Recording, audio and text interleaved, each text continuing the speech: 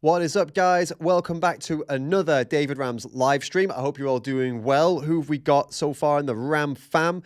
I see Moist Vegans here. What's up? Luke's here. Sam, what's up, mate? And oh, apparently I've got a B12 deficient clot. Okay, I wasn't even late today, guys. Come on, let's be real here. Goric, what is up? What is up, Louis? How is everybody doing? So, guys, we've got a big one today. I can tell you that. My God.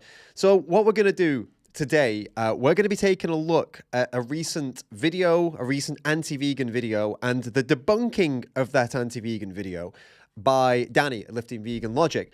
So, if you don't know what's happened, there's this big YouTube channel called What I've Learned, and he's gone and done another viral anti-vegan video, right?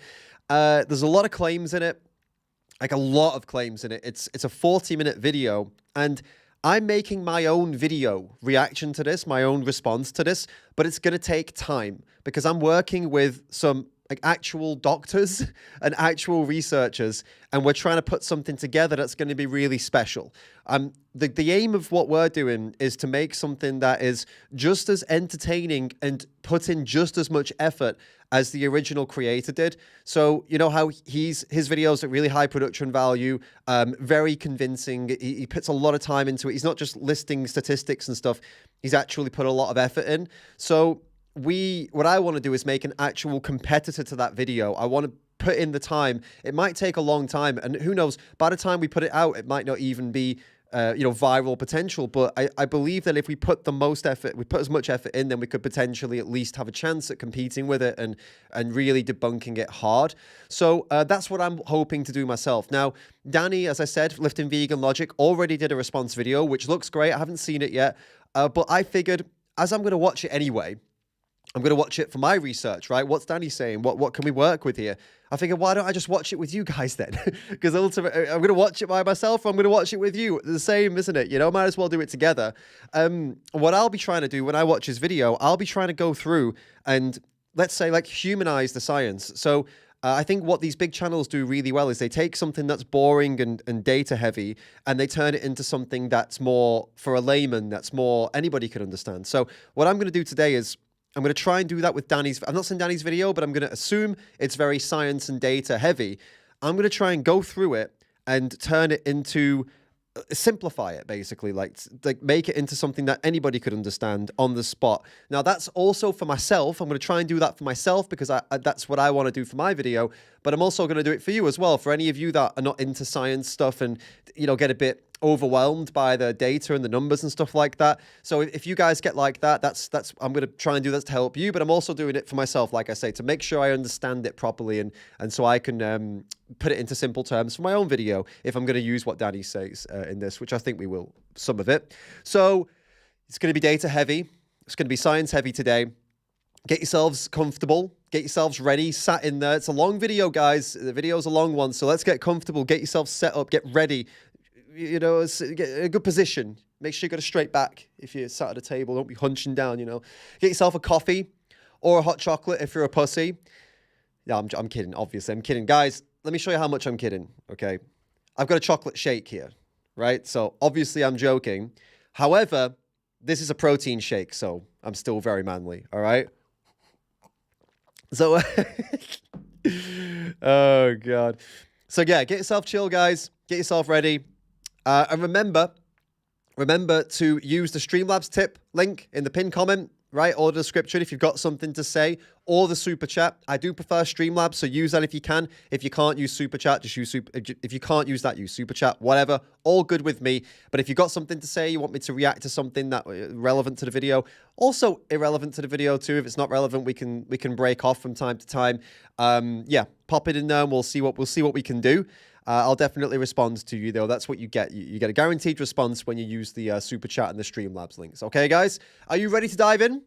If you're ready, guys, I want to see yes in the chat. Just put lots of yeses in the chat if you're ready to dive into Danny's video.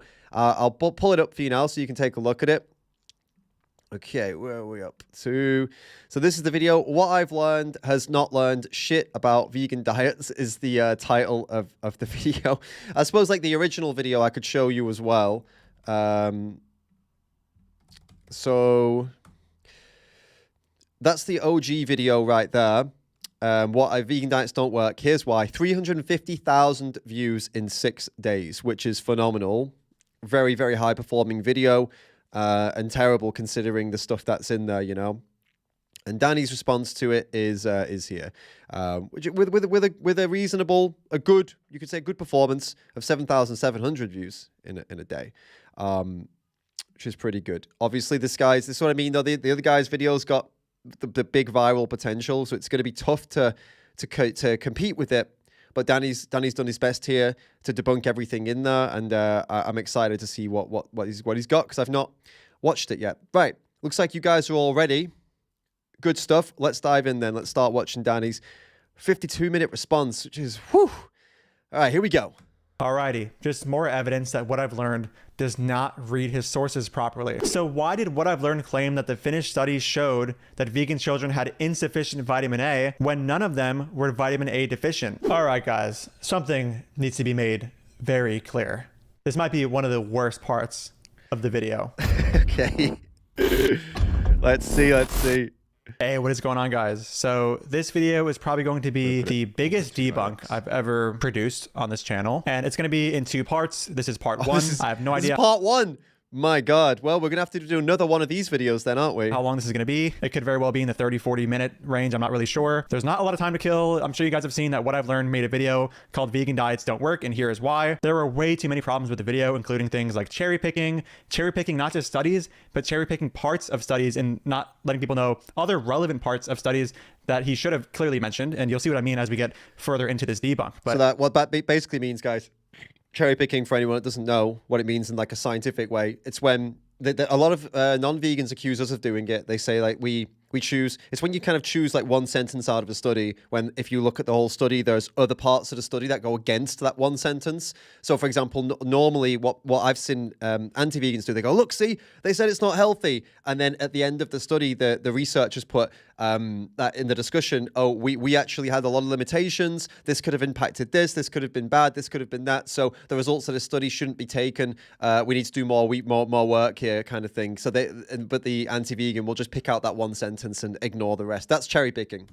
But anyway, I had a lot of help in the construction of this video from a vegan who goes by the name of Beans on Twitter. So definitely go follow him. I'll have his socials in the pinned comment. I also had some help from Matthew Nagra and Matthew Medor. So I'll also have their socials linked below. And I believe that the Nutrivore is going to have his own debunk for the video as well. So look out for that. Let's get right into it. In 1894, a dentist was on a mission to solve a mystery that puzzled professionals for a while. Why were people's teeth becoming so crooked? Dr. Weston A. Price set off on a 10-year journey, traveling to 14 different countries in search of people who naturally had excellent teeth. He discovered something strange. How could crooked teeth be genetic when several parents with perfectly straight teeth had one child with very crooked teeth, but another child with straight teeth? Also, having straight teeth seemed to generally mean that the rest of the face was more attractive. So what made the difference? We'll get to that soon, but interest in plant-based diets has exploded recently. Meat sales fell by 184 million quid. So you see that's actually, this guy is so big because of the way he structures his videos. If you see what he did there, he dropped something in that you're going to want to know the answer to. You want to know how the teeth is relevant. He didn't give you the answer right away. That's actually, as much as this guy, well, we're going to find out how much BS he's spreading. He's very, very good at making videos. That's why he's so big. The thing is, if you know loads of things, but you're not good at making videos, then you won't blow up, right? But if you can make videos that have people hooked from the start, like he just did with that hook, so this is why it goes viral. It was such a shame that this guy does videos that are anti-vegan as opposed to pro-vegan, because if he made pro-vegan videos with the same format of that really good hook at the beginning and the storytelling, it'd be a huge advocate. It'd be a great advocate for veganism. It's due to the rise in veganism. With the number of American vegans and vegetarians going from 2.6 million in 1994 to 19.8 million in 2020. Starting today, ready or not, you are a vegan. Vegan Fridays. January. I'm vegan now. Reduce red meat specifically. Yes. But will cutting animal foods out of our diet really improve health? A plant-based burger for you? You really have to focus on the plant-based diet. Public schools in Brooklyn, we will be instituting Meatless Monday. Plant-based at Bellevue Hospital. But if eating zero animal foods improves health so much, why would a 2016 study find that 84% of vegans eventually quit their diet? So it's hard to tell how this story on teeth development is relevant to whether or not vegan diets work. So we'll have to wait until the integration of the story becomes a bit more relevant to veganism before properly responding. However, let's discuss this 84% figure of vegans quitting that us vegans are all too familiar with. It's so funny that he would bring that up. I mean, it's such a like primary school, like toddler level vegan argument. 84% of vegans quit. You just have to literally look into that. It's not even a study, it's a survey, I believe. But Danny's going to explain it now. I've learned said that if eating zero animal foods improves health so much, why would a 2016 study find that 84% of vegans eventually quit their diet? And to that I say, if exercise improves health so much, why would a study find that most people who exercise eventually quit exercising? If it wasn't obvious, the degree to which people quit something is not in itself an indicator of how healthy it is. If what I've learned thinks it is, he would have to say that exercising is also unhealthy. Now, in regard to the paper itself he's citing, I've actually covered it in a previous video. So here's just a couple clips from that video going over the relevant points and why citing the study is just very unreasonable. So today we're going to take a deep dive into what this 84% figure is derived from, why the figure doesn't even illustrate what anti-vegans are trying to illustrate when citing it, and how even if we assume the figure was accurate, it still wouldn't say anything about vegans and health outcomes. And to be clear, I'm going to be diving into the origin of this 84% figure with the help of Interspecies and a Twitter thread she made going over the study. So the study came out of Faunalytics. Faunalytics is a nonprofit organization that provides animal advocates with access to the research and analysis of various animal issues, including factory farming, veganism, etc. So here's the first problem with anti-vegans using this 84% figure. This 84% figure included vegetarians and vegans. So to claim that 84% of vegans abandon a vegan diet by using a figure which included vegetarians is beyond idiotic. Secondly, if you take a look at this chart, you'll see the study even took into account vegans and vegetarians and their motivations for taking it upon themselves to consume a vegan or vegetarian diet. This is important to take note of because diet adherence varied between groups depending on their motivations. Those who were consuming their diet for ethical reasons were far more likely to adhere to their diet than those who decided to consume one for reasons like health or taste preference. It's also important to note that 53% of former vegans and vegetarians, or the ones that gave up, adhered to their diets for less than a year, and the majority, or 58%, of current vegans and vegetarians who did not quit adhered to their diet for more than 10 years. And now I'm going to read straight from Interspecies and her Twitter thread going over why these numbers are actually important, mainly because she articulates it very well. And to be clear, her thread was initially meant toward Kevin Bass, somebody who is now basically an anti-vegan and who was citing the Faunalytics study to show vegans are likely to quit. So you're going to hear her address Kevin quite passionately in this quote. So in referring to the 53% and 58% statistics gone over earlier, Interspecies says, why is it important? Well, if you're not blinded by ideology like Kevin is, despite his desperate claims to the contrary, then it seems obvious that when you group vegans and vegetarians in together, only define vegan as someone whose diet omits animal products, consequently include people in the vegan group who were simply interested in trying out a diet for their health, and further observe that those interested in ethics actually maintain longevity, then it seems pretty fucking reasonable to conclude that all this study shows is that when someone views veganism as just another diet with potential health benefits, but isn't necessarily committed to it beyond that, they're more likely to abandon ship than people who are actually ethically committed to omitting animal products from their diet in order to refrain from participating in animal agriculture. The former group has a significantly smaller incentive to actually ensure they're maintaining a sustainable form of a plant-based diet. So yeah, tons of stuff to take into consideration there. So I like how he made that comparison that of saying, we know that working out is healthy, but most people quit the gym. But most people don't stay consistently at the gym for years and years and years and years. Most people can't even handle 1 year. A lot of people can't even handle 6 months. But we know it's right. We know it's healthy. So yeah, even if people quit, it doesn't mean anything anyway. And there's another point that he missed about that study is that I'm pretty sure that they were relying on self-reported people were identifying as vegan, identifying as vegetarian. There was no actual evidence that any of these people were vegan or vegetarian. These people that were saying they were vegan, they could have just been saying it, I cheated, I was kind of vegan, I was kind of plant-based, but that study doesn't really show that. It's self-reported. You can't prove it, which I think is a massive limitation. So I mean, a study like that where people are telling you what they are, but you can't even, without actually putting people in a certain place. I don't know how you would even do it, but yeah, when it's self-reported stuff, it should be taken very, very lightly. It should be taken as like a light indicator, like this is happening, and we could talk about it, but it's not really strong evidence, right? So we can discuss it. Yeah, there's some social stuff going on, like Danny's mentioned in there, like, they mix the vegetarians together, and yeah, okay, but it shouldn't be taken seriously. It's a light indicator, and that's it. It's interesting, but that's it. It's no evidence. It's no factual evidence. It shouldn't be considered as a real statistic that we should use because 84%. There's so many reasons not to use it. So I'm surprised, honestly. that this guy, this is what I've learned, even included that in the video. It's such a weak thing to include in a video. But the thing is, storytelling, it wins the people, doesn't it? It wins over his audience. They love hearing that stuff. It's the confirmation bias. We love it when we see something or hear something that confirms what we want it to be. We love that shit. So that's what he's doing there. Paleoanthropologist Daniel Lieberman explains in his book The Evolution of the Human Head that jaws and faces do not grow to the same size that they used to. For a very long time, it was the norm for humans to have large skulls and quite broad mouths. When the mouth, the dental arch, is too small, there's not enough room for the teeth to come in, so they crowd together and become crooked. The teeth are forming in the baby's jaw long before it is born. Based on studies from 2009 to 2019, the prevalence of children developing crooked teeth today is 53% in America, 56% worldwide, and 72% in Europe. So the question becomes, why would the dental arch grow big enough for this brother, but not for this brother? So just a reminder that this video is titled Vegan Diets Don't Work. Here's why. I'm not sure why he's covering ecological data on the teeth of children in the US, Europe, and even globally to help make his case when vegans are not even a large proportion of the population. While I don't actually think this would be reasonable, one can still more easily make the case based on this data that meat is the issue, given that the majority of people cited ate meat. For example, people in Europe eat more meat than globally. That's where Weston Price comes in. Totally new processed foodstuffs like refined grains, sugar, and vegetable oil were spreading, and these people living in remote areas were finally getting access to them. He found a clear pattern. Those living on the traditional diet were in good health, had broad dental arches, straight teeth, and very few cavities. However, other groups in the same area who started eating these new modern foods developed crooked teeth and had 5 to more than 30 times the cavities of their counterparts despite sharing similar genetics. Dr. Price wasn't just saying that sugar, processed grains, or vegetable fats were evil, but that they were displacing far more nutritious foods.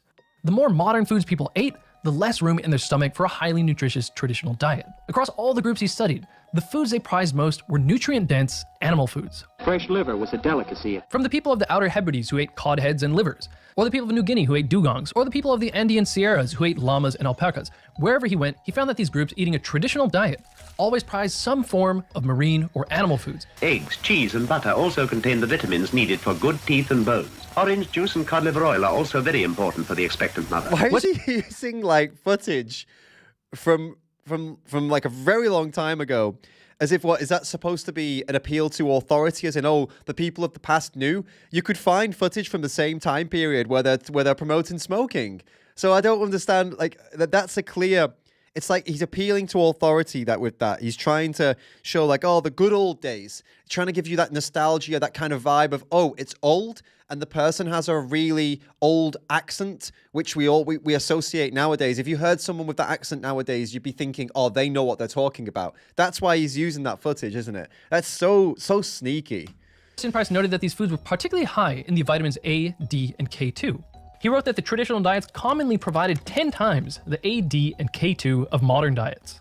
Research later confirmed that, of course, along with things like protein and calcium, these 3 vitamins indeed work together to transport minerals to support the proper formation of the bones. And of course, your facial structure, which includes the dental arch, depends on proper development of your facial bones. So this is a bit odd. What I've learned mentioned in a previous video that we are developing smaller faces and jaws due to the invention of cooking and moving from low-calorie fibrous plant foods and raw meat to cooked variances of these foods, which are softer to chew and require less force. Here's that video. For this video, we'll look at how a different characteristic of the diet can affect growth of the skull.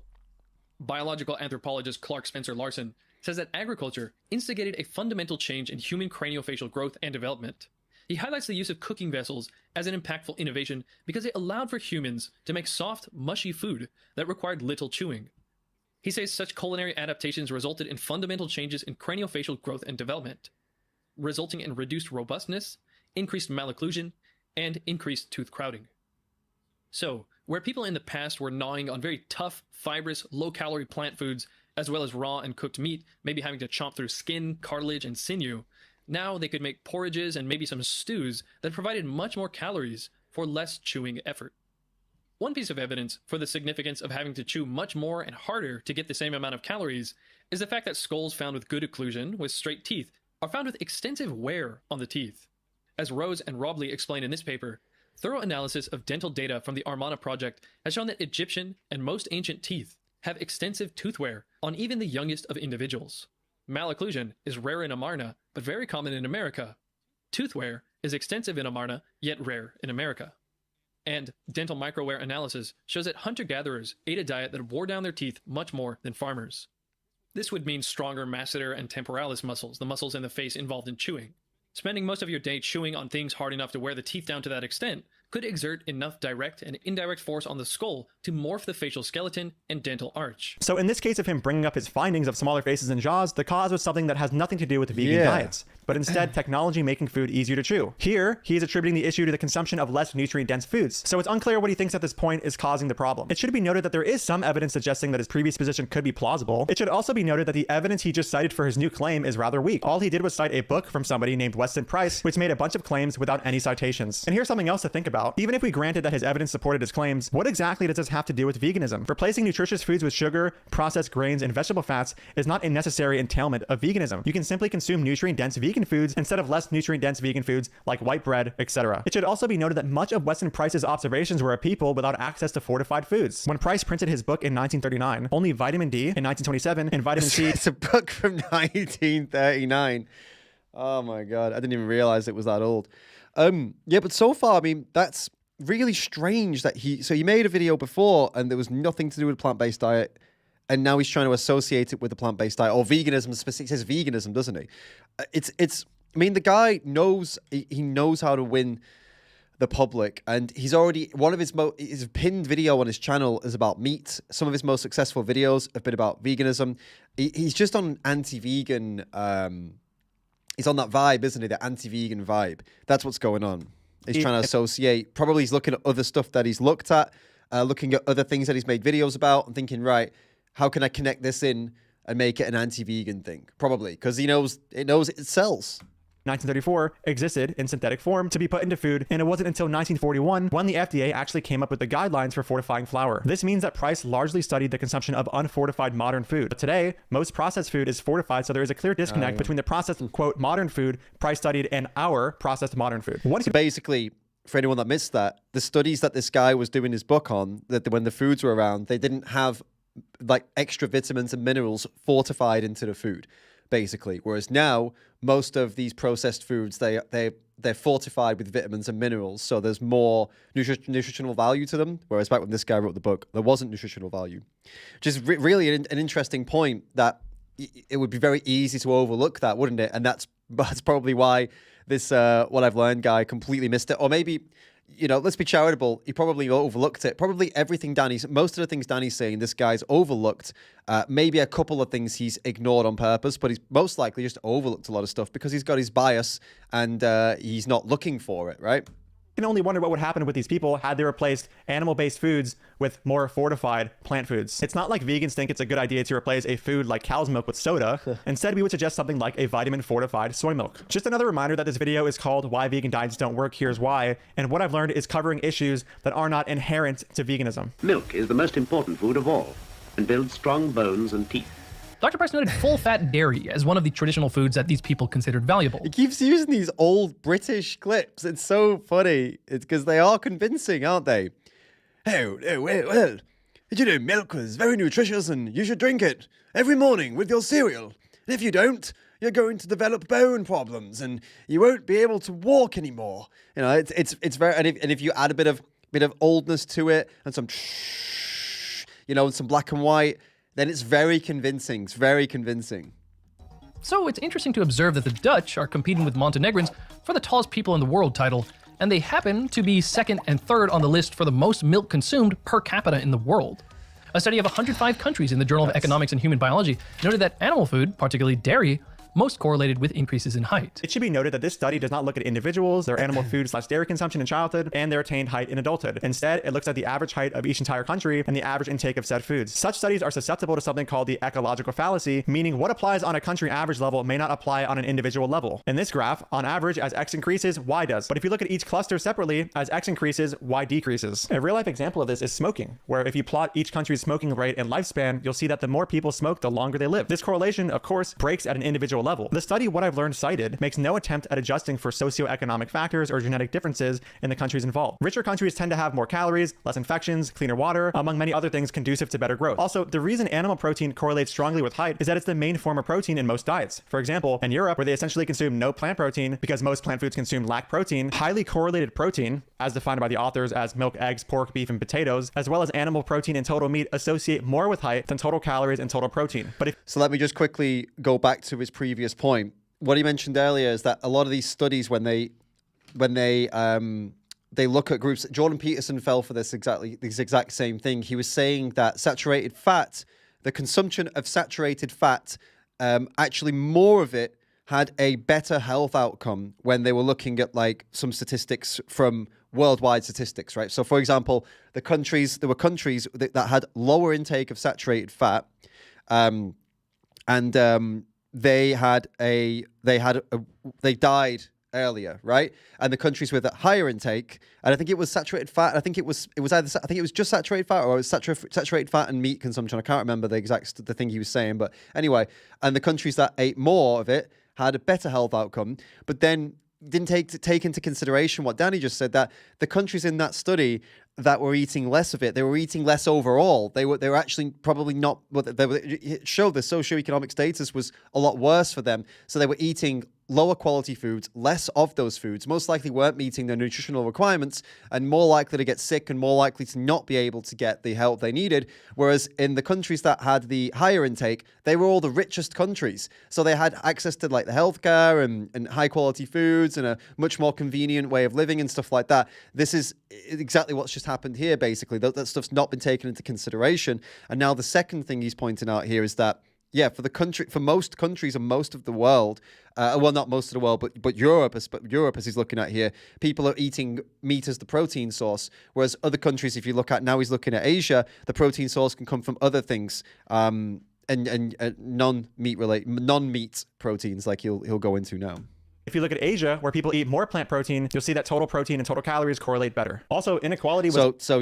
So basically, that's a reason that in Europe, they would associate more animal foods with a taller height or better health, because you're taking in more protein. And if you don't eat as much protein, then you possibly won't grow as much, because they're not eating protein-dense plant foods in Europe as much as in Asia.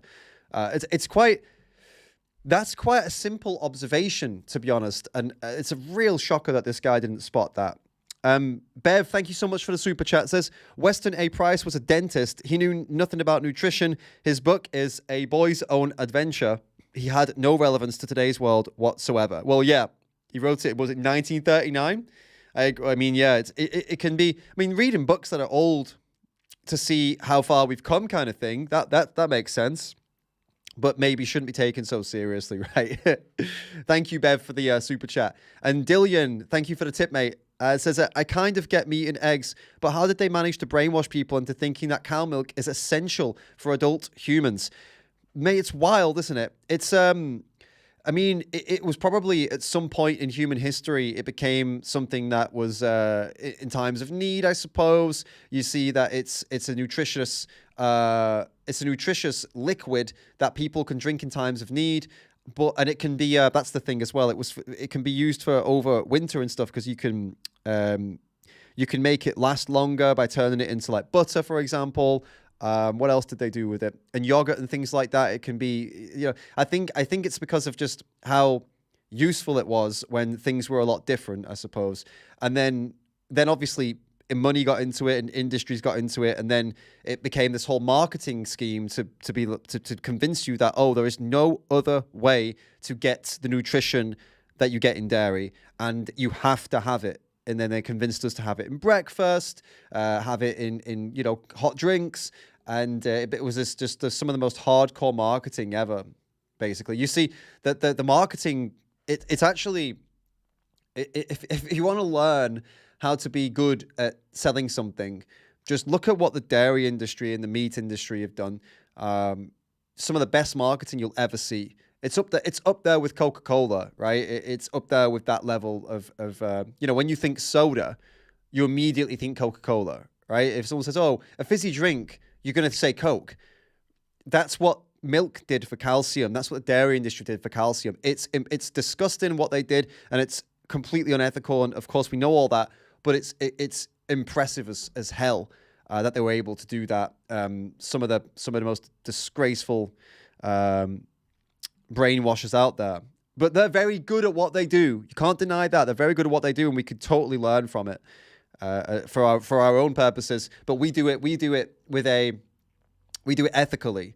You know, what they did was unethical, and they used unethical practices and unethical tactics. We can take what they did and be inspired by it and do it for an ethical reason, for sure. But maybe I'll do a video about that, about the tactics and what they used, and how as vegans can use similar tactics but in an ethical way. I think that'd make a pretty good topic, wouldn't it? Well, I could try and bring some expert on to explain it for us as well, somebody who is in that kind of world. Unsurprisingly, more strongly correlated with height than any food. Potatoes were more associated with height than total meat, milk, beets, eggs, and pork. But of course, what I've learned is not going to mention that. Something else important to mention is that the ecological study is one of the weakest forms of epidemiology there is. And here's a clip of what I've learned in the past saying that epidemiology is weak or not really, a reliable source of evidence. Around the 6-minute mark, they jump into discussing the problems with using epidemiology to make conclusions about nutrition. Epidemiology, observational studies, are studies that look at a certain group of people. Say we take a group and we look and see how much saturated fat are they eating, and we separate them into low consumption, medium consumption, high consumption. We might then look 20 years later and see how many people had heart attacks and died. The criticisms they mentioned were that epidemiology assumes that there's one diet for everyone. It reduces everything down to components without looking at the whole picture. For example, if a study is looking at the effects of high-fat diets, it wouldn't differentiate between a high-fat Domino's pizza and Snickers bar diet and a carefully formed whole foods diet that is packed with coconut oil and avocados. Dr. Khan does say that epidemiology studies are at least useful for testing hypotheses. You can test a hypothesis of what happens if our data may be crappy, but it's still data, and it allows you to go further with 100,000 people, 50,000 people, 500,000 people. Kresser then goes on to explain 3 more problems with epidemiology. I think there's huge problems with epidemiology. So the data are only as good as the tool used to collect them. The tool very commonly used for epidemiology studies is a questionnaire, which is not reliable simply because people are not good at precisely remembering what they ate. But again, here he is citing one of the weakest forms of epidemiology, ecological data. It's really good that he spotted that.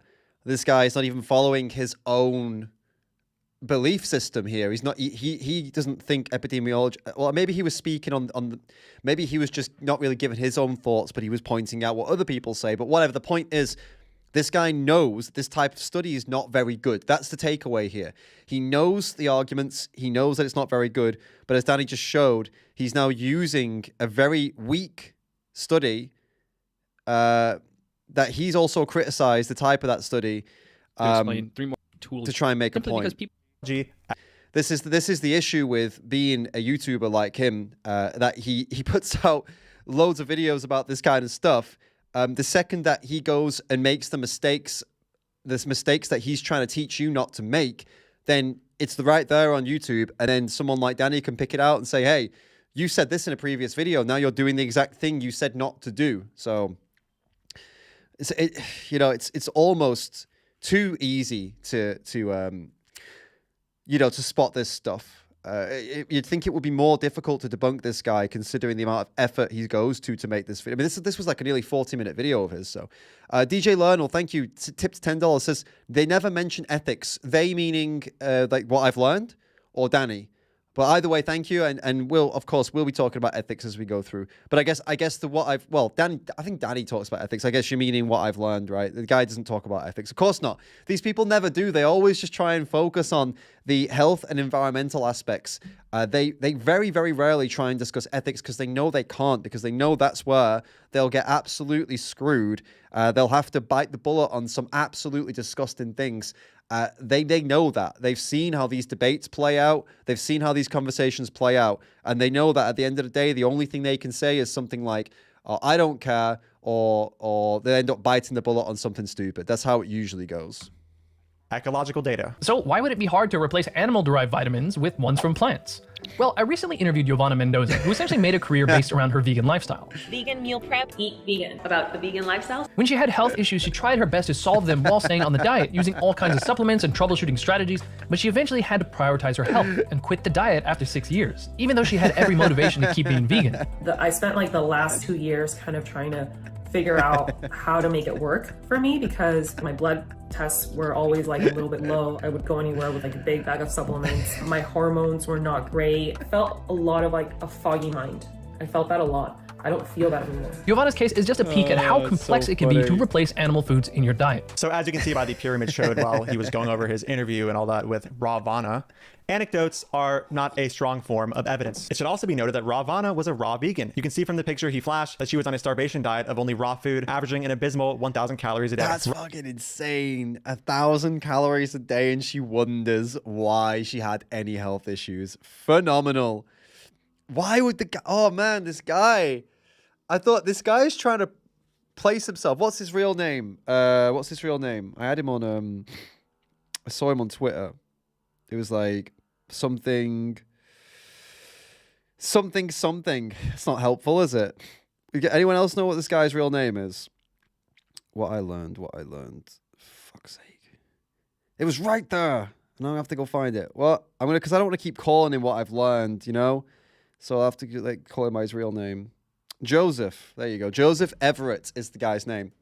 So with this, so this Joseph guy on his channel, What I've Learned, he's supposed to be priding himself on making these videos about all these different topics that are really, I guess, scientific and like he's trying to do it. It seems like the style of this kind of like this Kurtz, whatever it is, Kurtz Gesagt. That's these guys, right?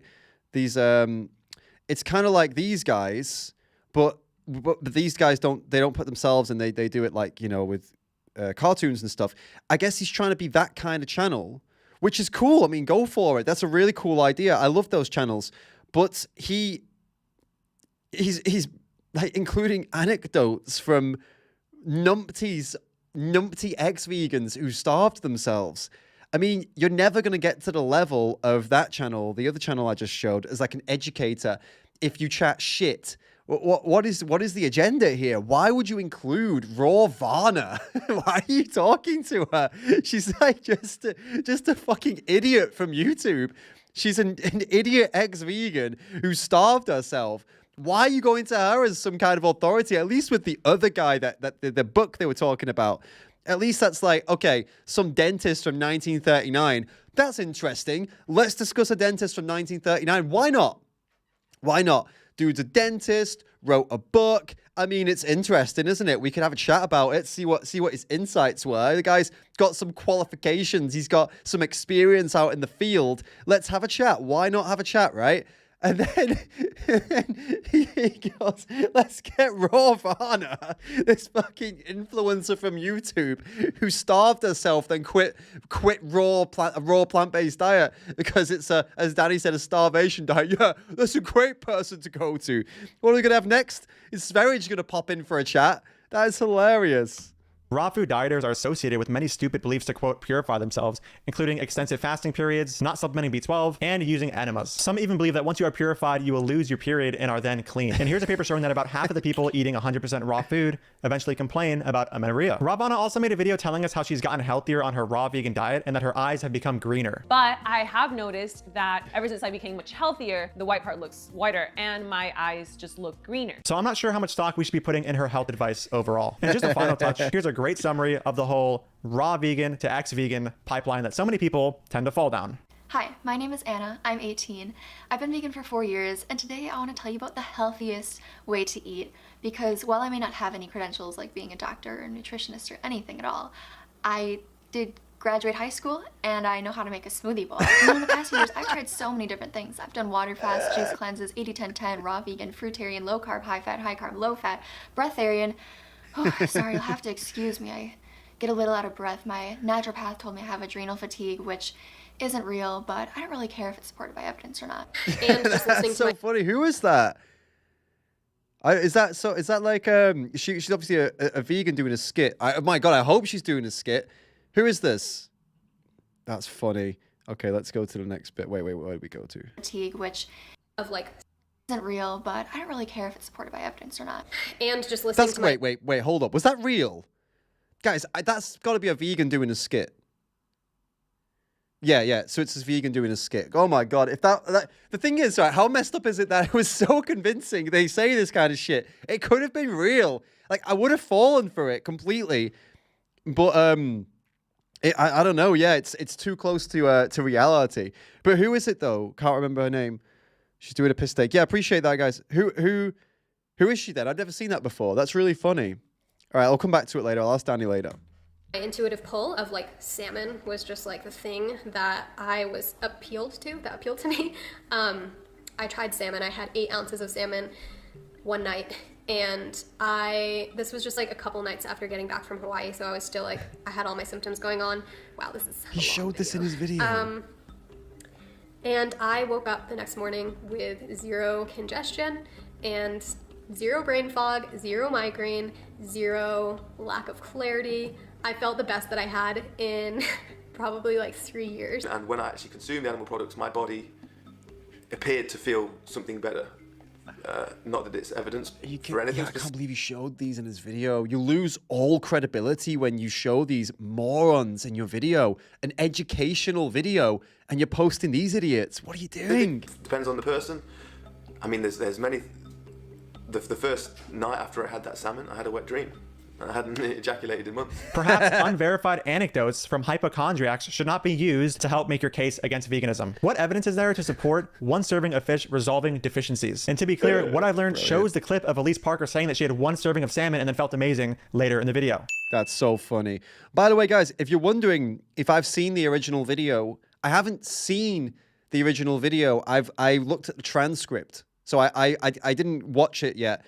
I wanted to see what claims he was making, so I read the transcript. But the reason I know that this guy makes, I said earlier, he makes really high quality videos. I've seen his videos before. I didn't get round to watching this one. But when I read the transcript, I saw all the claims. And so I was excited to get into it, yeah. Actually, by the way, as a tip for you guys, if you don't want to get triggered or worked up about a video that's come out, like if something ridiculous has come out and you're like, oh God, I don't want to watch this guy's face. I don't want to see this nonsense. You can just open a YouTube video and just open the transcript. It's right there. You click the little dots to the right of download, show transcript. You copy the transcript and paste it anywhere you want. And then you can just read what they say. And this is really good because then you can analyze what they're saying without them.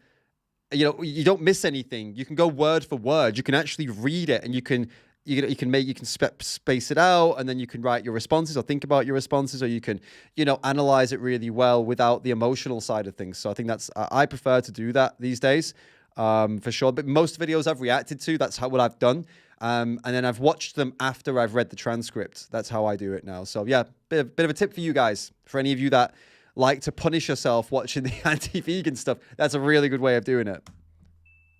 To understand this, let's start by taking a look at these 3 vitamins Dr. Weston Price was focused on. Take vitamin A, for example. You might think the average vegan has way more vitamin A because it comes from vegetables like carrots or sweet potatoes.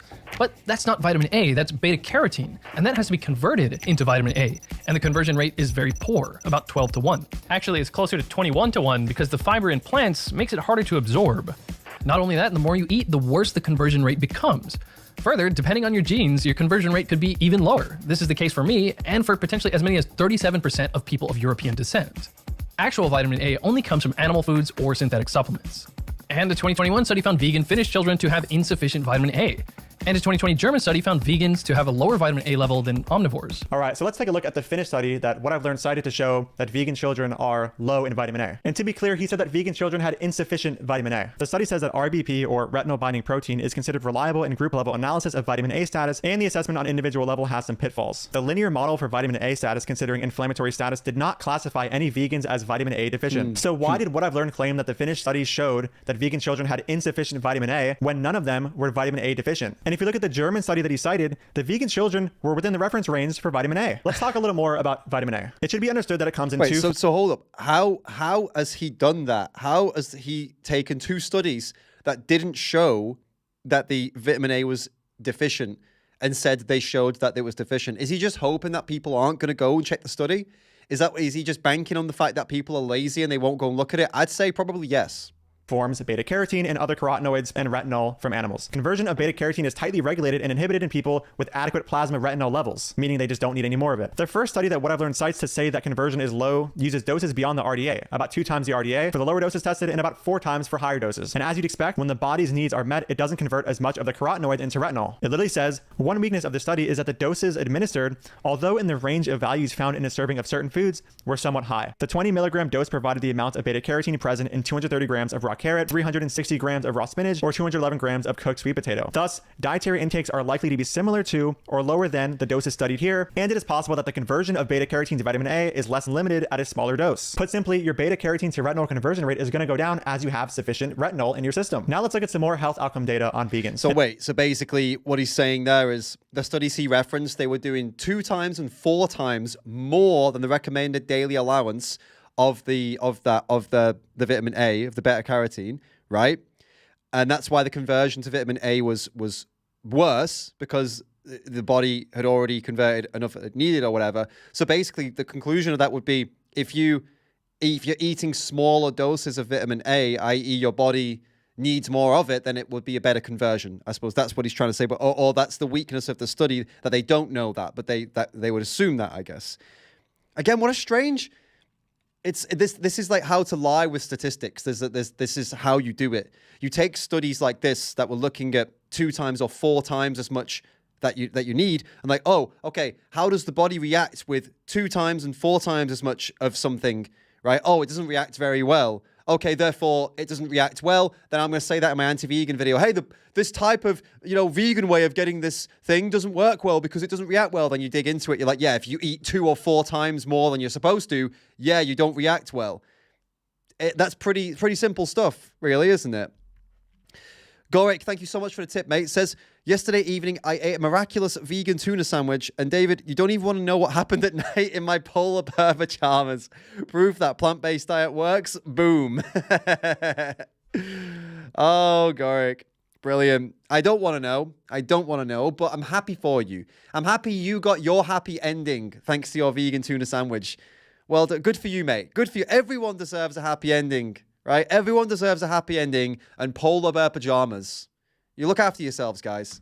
Well, that the conversion of beta carotene to vitamin A is less limited at a smaller dose. Put simply, your beta carotene to retinol conversion rate is going to go down as you have sufficient retinol in your system. Now let's look at some more health outcome data on vegans. In this paper, vegans have lower but normal vitamin A. Remember, lower does not mean better or worse until it's linked to health outcomes, and What I've Learned did not specify any. Here's another paper where vegans were in the reference range for plasma retinol, and here's another one. And I'm not even cherry picking these studies. If you look up plasma retinol vegans on Google Scholar, these are the top 3 studies. I've also covered how much beta carotene containing foods vegans would have to eat to hit their RDA of vitamin A in a previous video. Here it is. So let's just do some math real quick. The recommended daily amount of retinol is around 900 micrograms. Sweet potatoes have a baseline beta carotene to retinol conversion ratio of about 13:1. 1 cup of mashed sweet potato is around 328 grams. The beta carotene content of sweet potatoes have been estimated to be around 55 to 124 micrograms per gram. With this range, let's take an average value of 89.5 micrograms per gram. With this value of beta carotene per gram, 1 cup of sweet potato contains around 29,356 micrograms of beta carotene. When we apply the 13:1 conversion rate,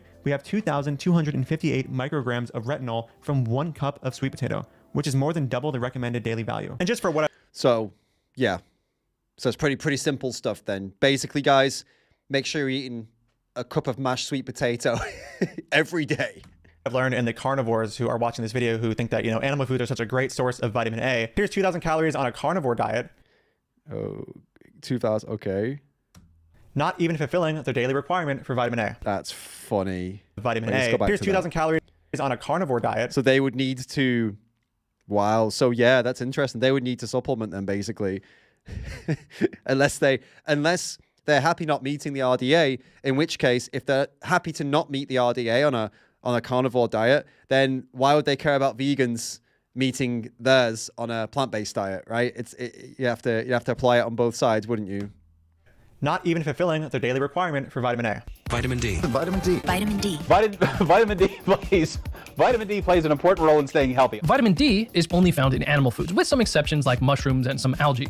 Some people can simply get enough vitamin D from the sun, but if you live at latitudes above 37 degrees, your skin barely makes any vitamin D from the sun, except for in summer. Here are the spoons for your cod liver oil, Joan. It's extra sunshine for us in winter and spring. And a 2016 Finnish study found vegans' level of vitamin D to be 34% lower than omnivores. So let's take... Hold up a minute. Hold up. Yeah, okay. I'm going to predict something. I'll let Danny go. That's okay. Look at this Finnish paper. If you take a look, it was noted that specifically the vegans obtained less saturated fat, cholesterol, niacin, selenium, vitamin D, and B12. So vegans were consuming lower vitamin D than the omnivorous group. The paper also mentioned this as a potential explanation for the lower vitamin D levels in vegans. The reason for the marginal vitamin D status are presumably neglecting supplementation, 23% of vegans, irregular supplementation, and possibly the time of sampling. So we have to wonder what the results would have been had the vegans supplemented properly. It should also be noted that a surprising number of Americans, more than 50% of women and men aged 65 and older in North America, were found to be vitamin D deficient, according to a consensus workshop held in 2006. Now, last I checked, vegans are not 50% of the population, so clearly vitamin D is not a vegan exclusive issue. Next, unless you're eating...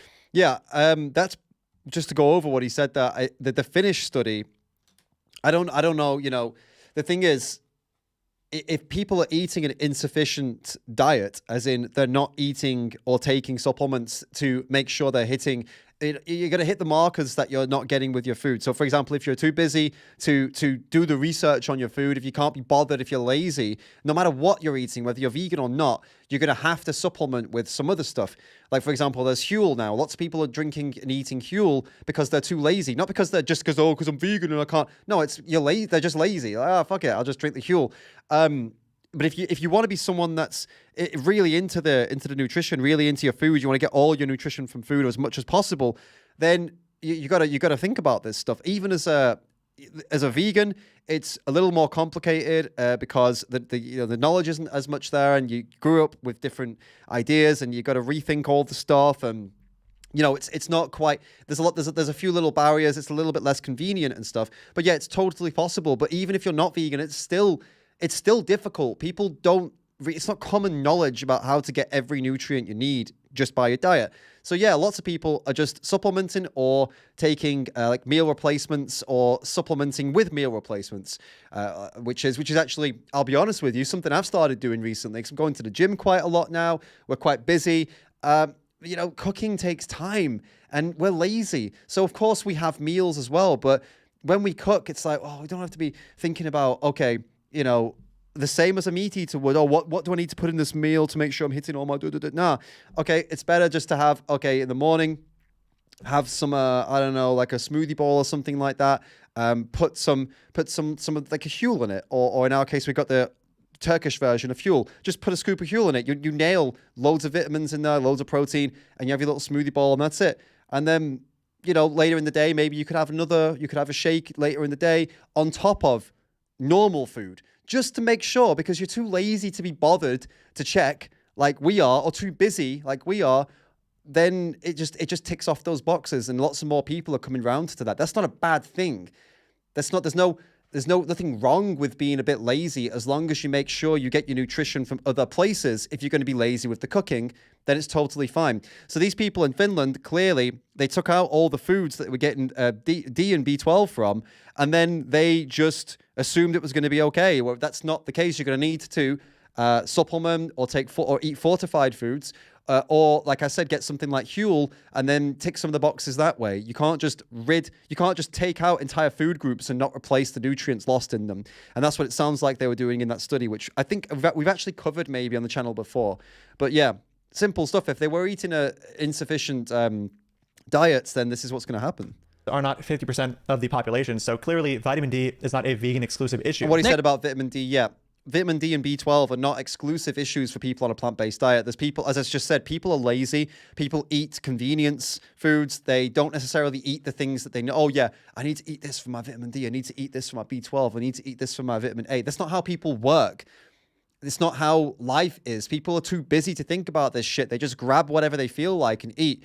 And sometimes they don't eat enough. Sometimes they eat too much of the wrong thing, or not the wrong thing, but they just don't eat enough of the right things or whatever. And then that's where I said, like, Huel comes in, supplements come in. They just make life a lot more convenient and easy. They're not evil things. Next, unless you're eating fermented foods, you'll only find vitamin K2 in animal foods. The richest sources of K2 are going to be animal livers, especially goose liver, egg yolks, hard cheese, and full-fat dairy. Unfortunately, New York City made it illegal for schools to serve whole milk in 2006. The fermented soybean dish natto does in fact have a ton of K2, and sauerkraut has some too. Vitamin K2 helps put calcium... Fucking disgusting, didn't it? What the hell was that? Natto? That looked grim. Unfortunately, New York City in fact have a ton of K2. Look at that. What's all the bubbles on it?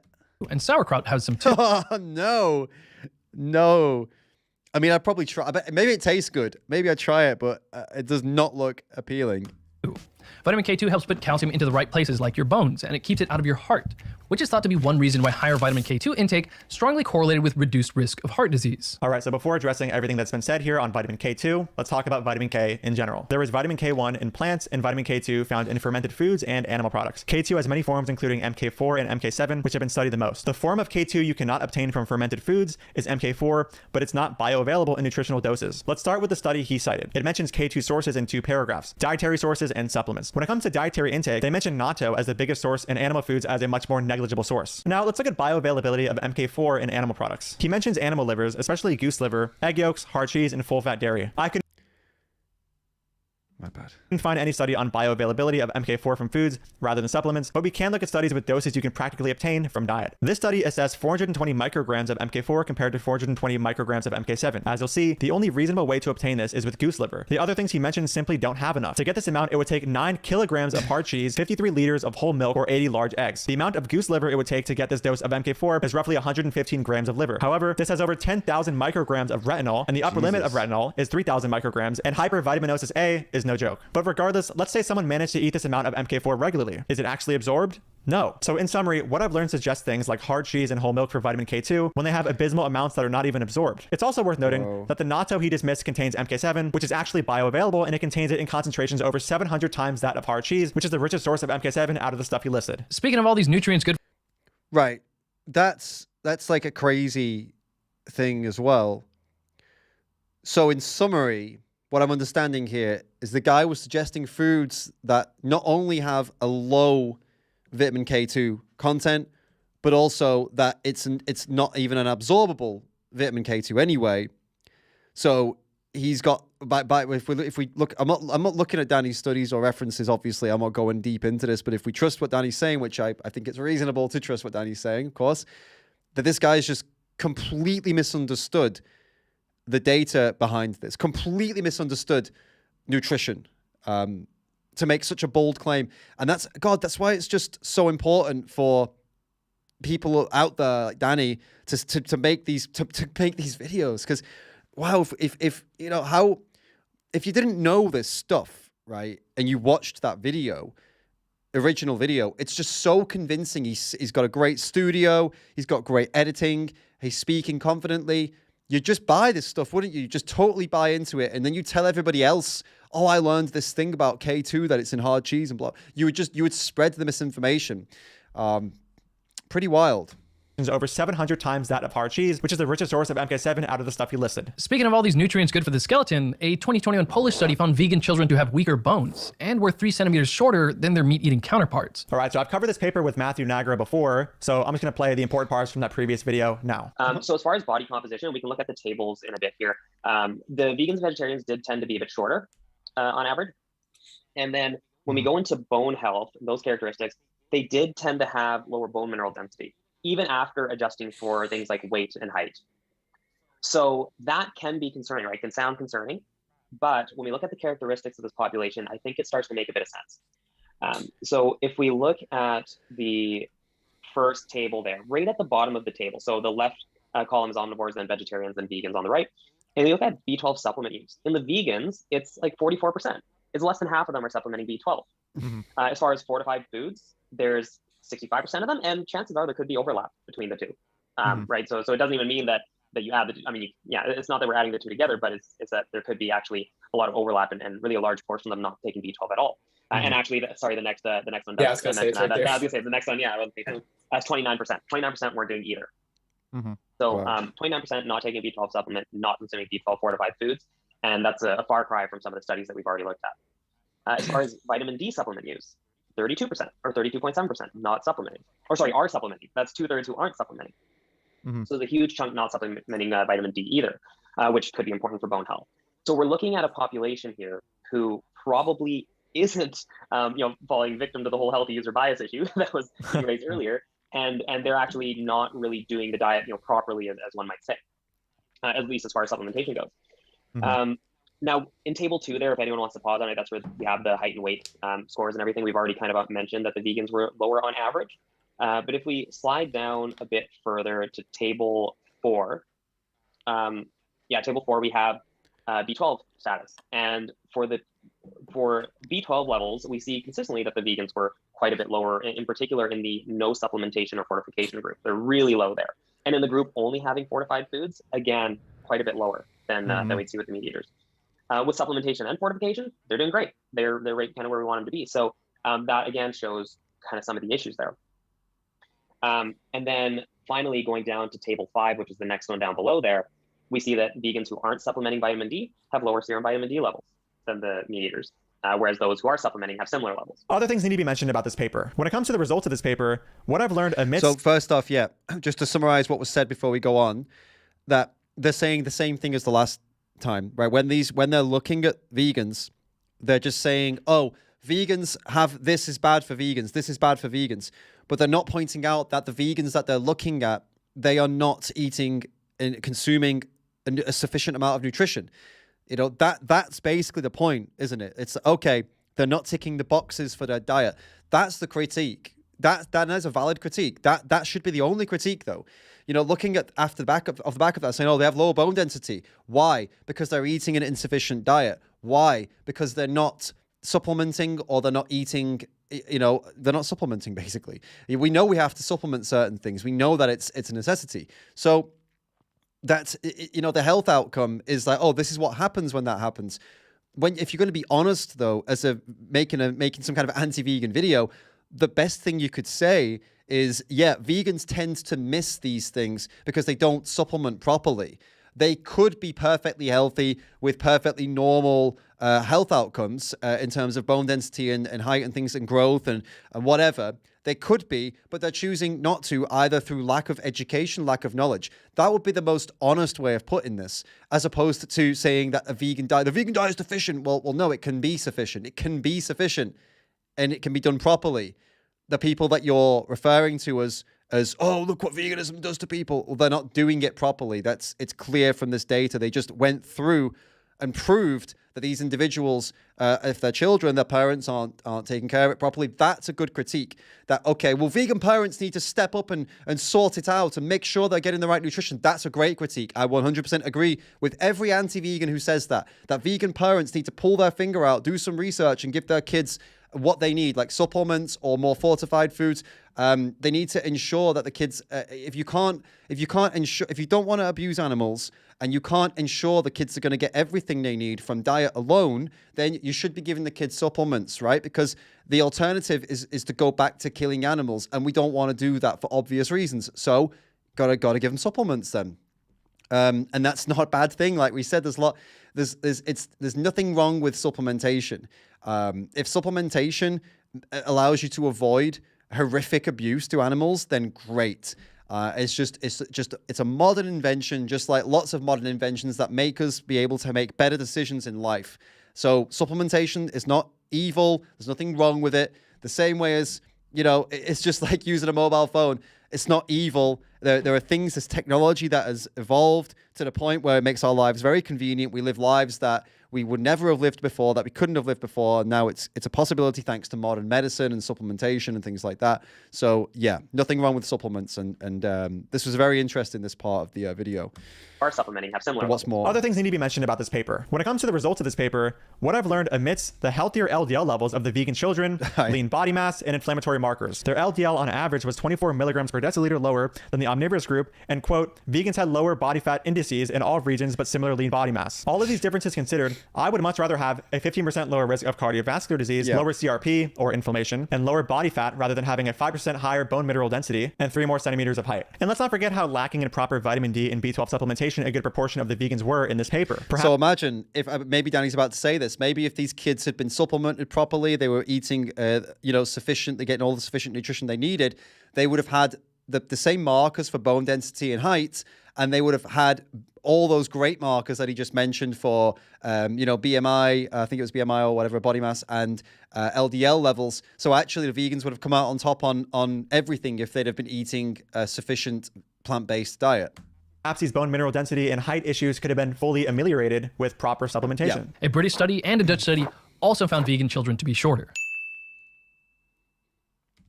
The British study was also covered in the video I did with Matthew Nigra and Mador. To avoid making this video longer than it is, I'll link the description. Study has issues as usual. Okay. Yeah, okay, we'll keep going with this video. Now let's talk about the Dutch study. This paper was on omnivorous and vegetarian children, not vegan children. I'm not sure why he would cite this when trying to say that vegan children tend to be shorter. Wait, what did he just say? I missed that. Hold up. Children. My mind was somewhere else. I'll get back. Let's go again. Now let's talk about the Dutch study. This paper was on omnivorous and vegetarian children. Oh, so it wasn't even about vegans. They do this a lot, don't they? They like to conflate vegans and vegetarians. Not vegan children. I'm not sure why he would cite this when trying to say that vegan children tend to be shorter when vegan children and vegetarian children are not the same thing. And even still, the paper says that the vegetarian-fed children were most similar and conform better to the Dutch RDAs than the diets of the omnivorously and macrobiotically fed children. Amazing. Weston Price wrote in it. But wait, I don't get that then. So what was he trying to say with this Dutch study that the vegetarian kids came out worse? But it says they were following the RDAs better, so I don't get that.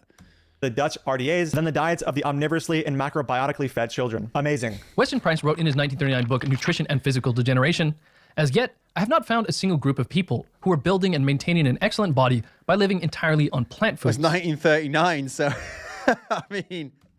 Even Gandhi tried his hardest to be vegan, but eventually acknowledged that he at the very least needed to include dairy in his diet to prevent his health from deteriorating.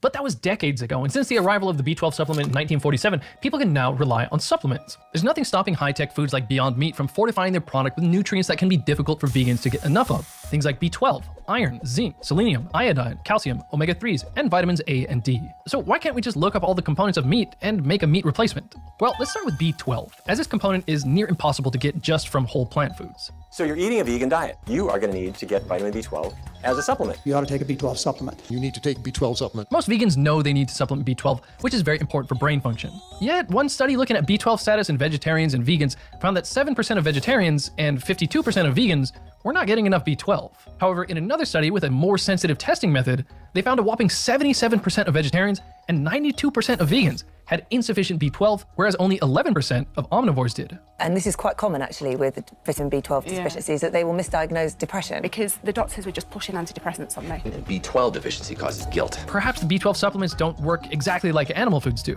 All right, guys, something needs to be made very clear. This might be one of the worst parts of the video. What I've learned cites some studies showing that vegans have lower B12 levels. Let me guess before we go. My guess is that the vegans who had lower B12 levels weren't supplementing B12, and he's trying to make it out that they were supplementing B12, but they still had deficiencies. That's what he's trying to make out, but I think the studies are going to show that no, they just weren't supplementing. That's what I think. Let's see if it's true. To support the notion that, quote, perhaps B12 supplements don't work exactly like animal foods do. But if you look at the level of B12 supplementation in these studies, you'll find that in the first study, 81% of the vegans were not supplementing. Whoa, look at that. I've not even seen the response, and I knew that's what it was going to be, because that's not even difficult.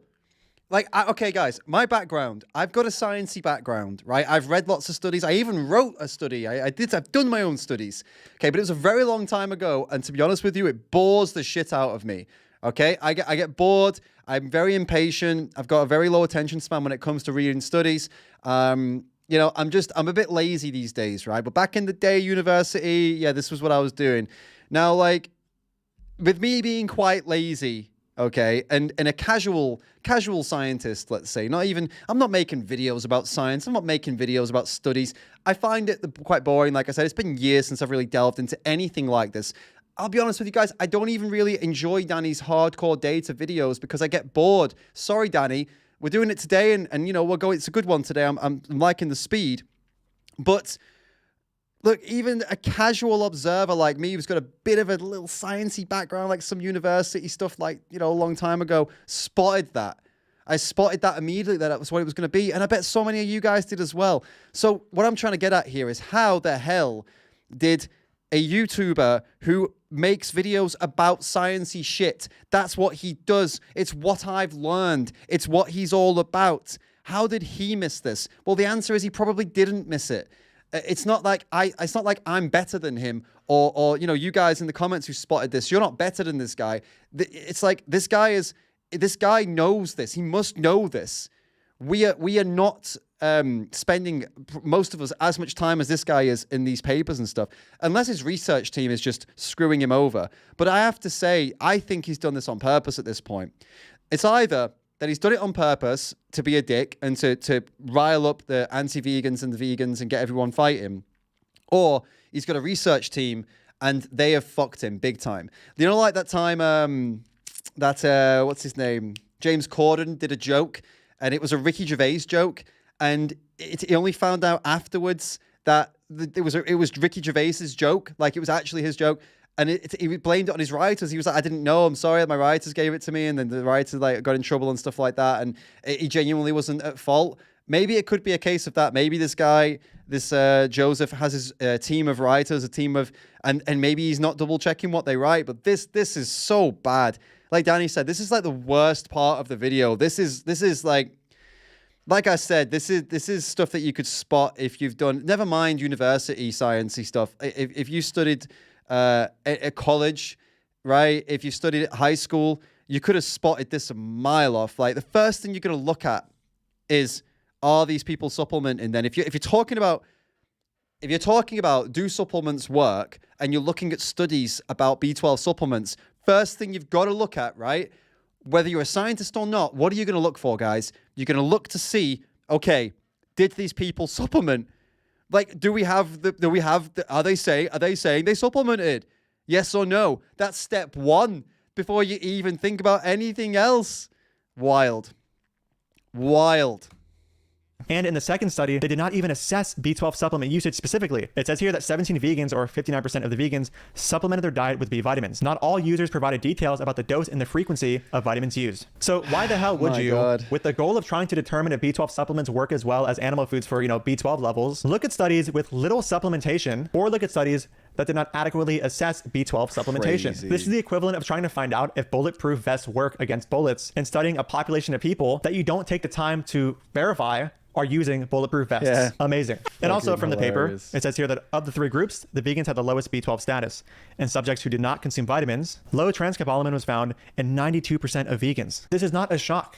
When vegans don't supplement B12, they're very likely going to have low B12. And here's just some evidence that what I've learned is cherry picking the papers he chooses to show. And not just the papers, but the details in the paper. When you look at the B12 levels of the men and women in the Finnish paper he cited earlier to show low vitamin D in vegans, you'll see that 91% of vegans use supplements and were above the deficiency level for B12. You have to wonder why he didn't look into or show this paper when trying to determine if B12 supplements work like animal foods work. Instead, he cited papers where vegans either were majority not supplementing, or a paper where they didn't adequately verify if people were supplementing properly. Here's a paper that would have helped what I've learned discover if B12 supplements work as well as animal foods. In the paper, it was found that when impoverished children were fed 50 grams of pork per day or equicaloric fortified cereal, the children consuming the cereal had higher B12 levels. And despite having higher levels of B12, cognitive development was the same as the meat group. If I was what I've learned, what I would do here is say that the meat kids got lower B12 and not elaborate further on whether they were deficient or whether they had any clinical significance or outcome. And nice.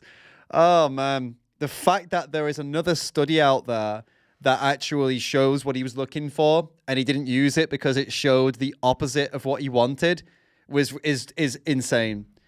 What a fucking scumbag. Pregnancy increases the B12 requirement of the mother almost 3 times. Your symptoms started when you were actually in labor, and you started to get these pins and needles, and after the labor finished, it didn't go away. When the mother is deficient in B12, the baby can suffer from stunted growth, loss of neuromotor skills, and permanent neuropsychiatric conditions. Psychologist Kimberly Wilson says that there are over 40 case reports of babies being hospitalized for severe B12 deficiency after being breastfed by vegetarian or vegan mothers.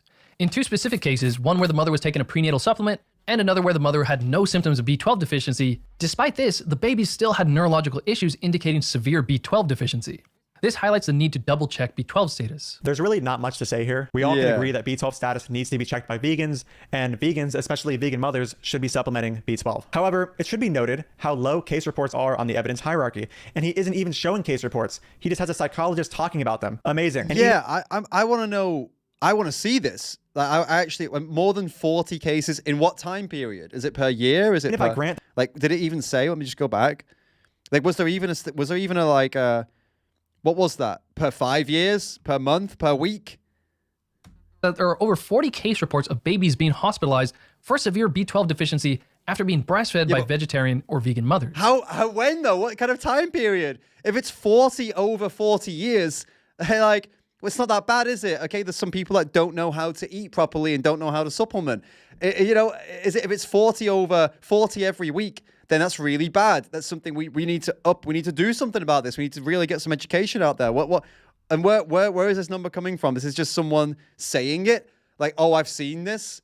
That doesn't mean anything. What the hell? In 2 specific cases, one where the mother with babies still had neurological issues indicating severe B12 deficiency.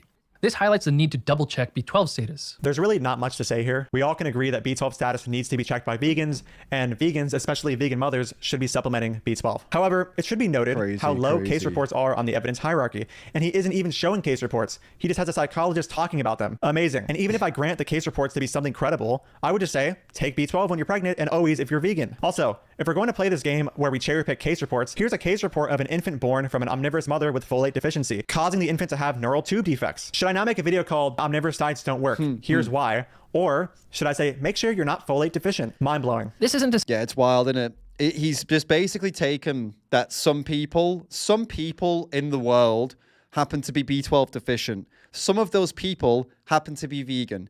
There is a clear thing, you know, advice, like Danny just said. The advice is, hey, B12 deficiency is serious, world. Make sure you're getting enough of it. And if you're vegan, remember that there are only fortified foods that have it, and it probably isn't enough, so take that supplement. It's just general health advice for the world. It's not like why vegan diets don't work. It's like general, just make sure you're eating a diet that covers all the bases. Whether you're vegan or not, that's great advice. And yeah, showing the risks of not doing that is good. But to try and put it all down to oh, it's because you're vegan, that's where the anti-vegan BS comes in, isn't it? Wild.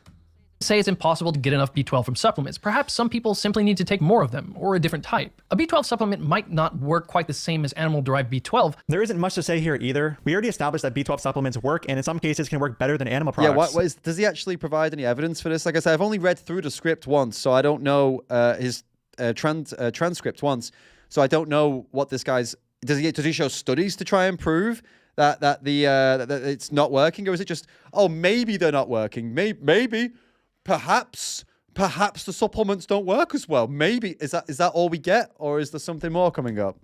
What I've learned, just decided to use 2 papers, one of which looked at a group of vegans, 81% of which did not supplement, while the other paper didn't adequately confirm whether B12 was supplemented properly. However, many do quit the diet because of health issues. I had strong faith that I could get everything that I needed on a plant-based vegan diet. And you might be confused, like, okay, you ate salmon and then all of your problems went away. Despite obviously having a lot invested in this, I wasn't able to make it work. Now, our next guest used to be known as the Vegan Prince. Even people like John Venus, Elise Parker, Bonnie Rebecca, Cosmic Skeptic, Tim Sheaf, and others who achieved fame in part because they were vegan, still could not make the diet work. Aside from how absurd it is to rely on anecdotes for evidence when it comes to nutrition, I'm not sure how much stock we should put into a person who drinks their own piss and thinks it is good for them.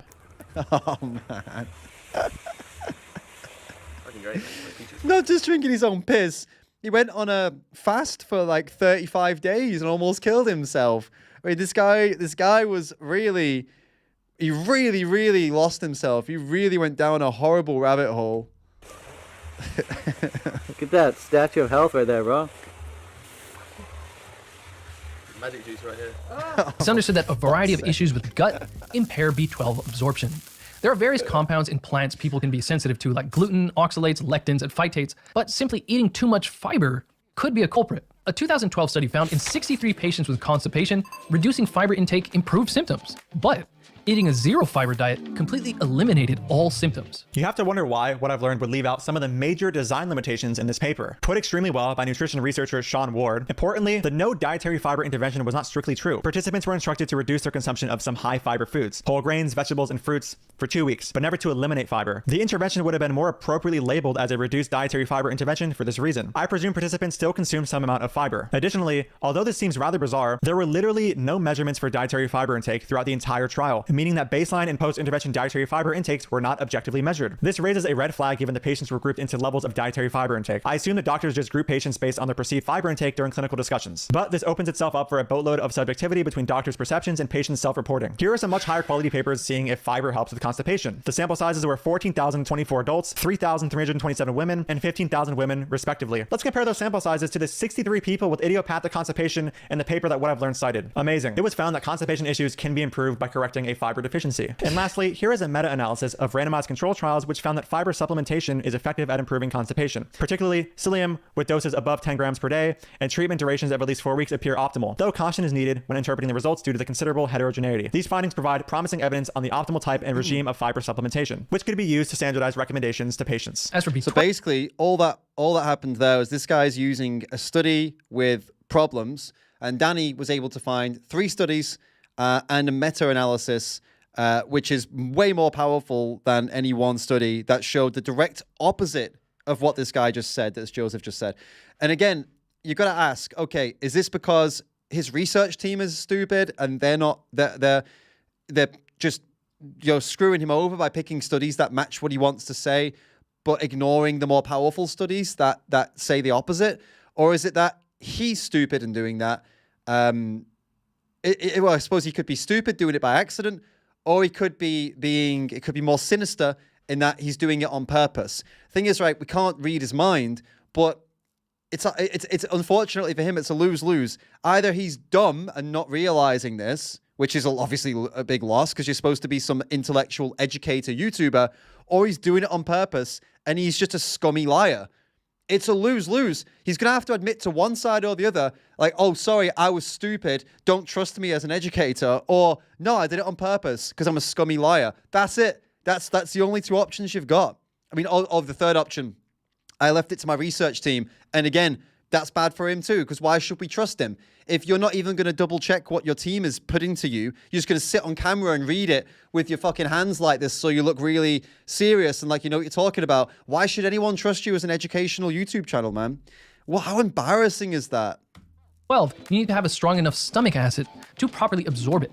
And dietary fiber is known to weaken the stomach acid. So when it comes to citing a paper like this with the purpose of trying to show that, oh, maybe we shouldn't have, a certain amount of fiber because it inhibits our ability to absorb B12, it would have been much more informative as to whether this mechanism is relevant to outcomes if he showed that people who are consuming high fiber diets have higher rates of B12 deficiency, presumably due to, quote, low stomach acid content in the stomach due to higher fiber intake. And of course, he didn't do this. And if you're worried about this thing, you can always get a sublingual supplement where the B12 is absorbed before it gets to your stomach. So the context matters. What else are you getting with the nutrients? For example, there are plenty of plant sources of iron, but plant foods like whole grains, legumes, and nuts contain phytic acid that impairs iron absorption. Wait a minute. Is he going to go down the road of the package, the nutritional package, or the package of potential good and bad that can come with the foods that you eat?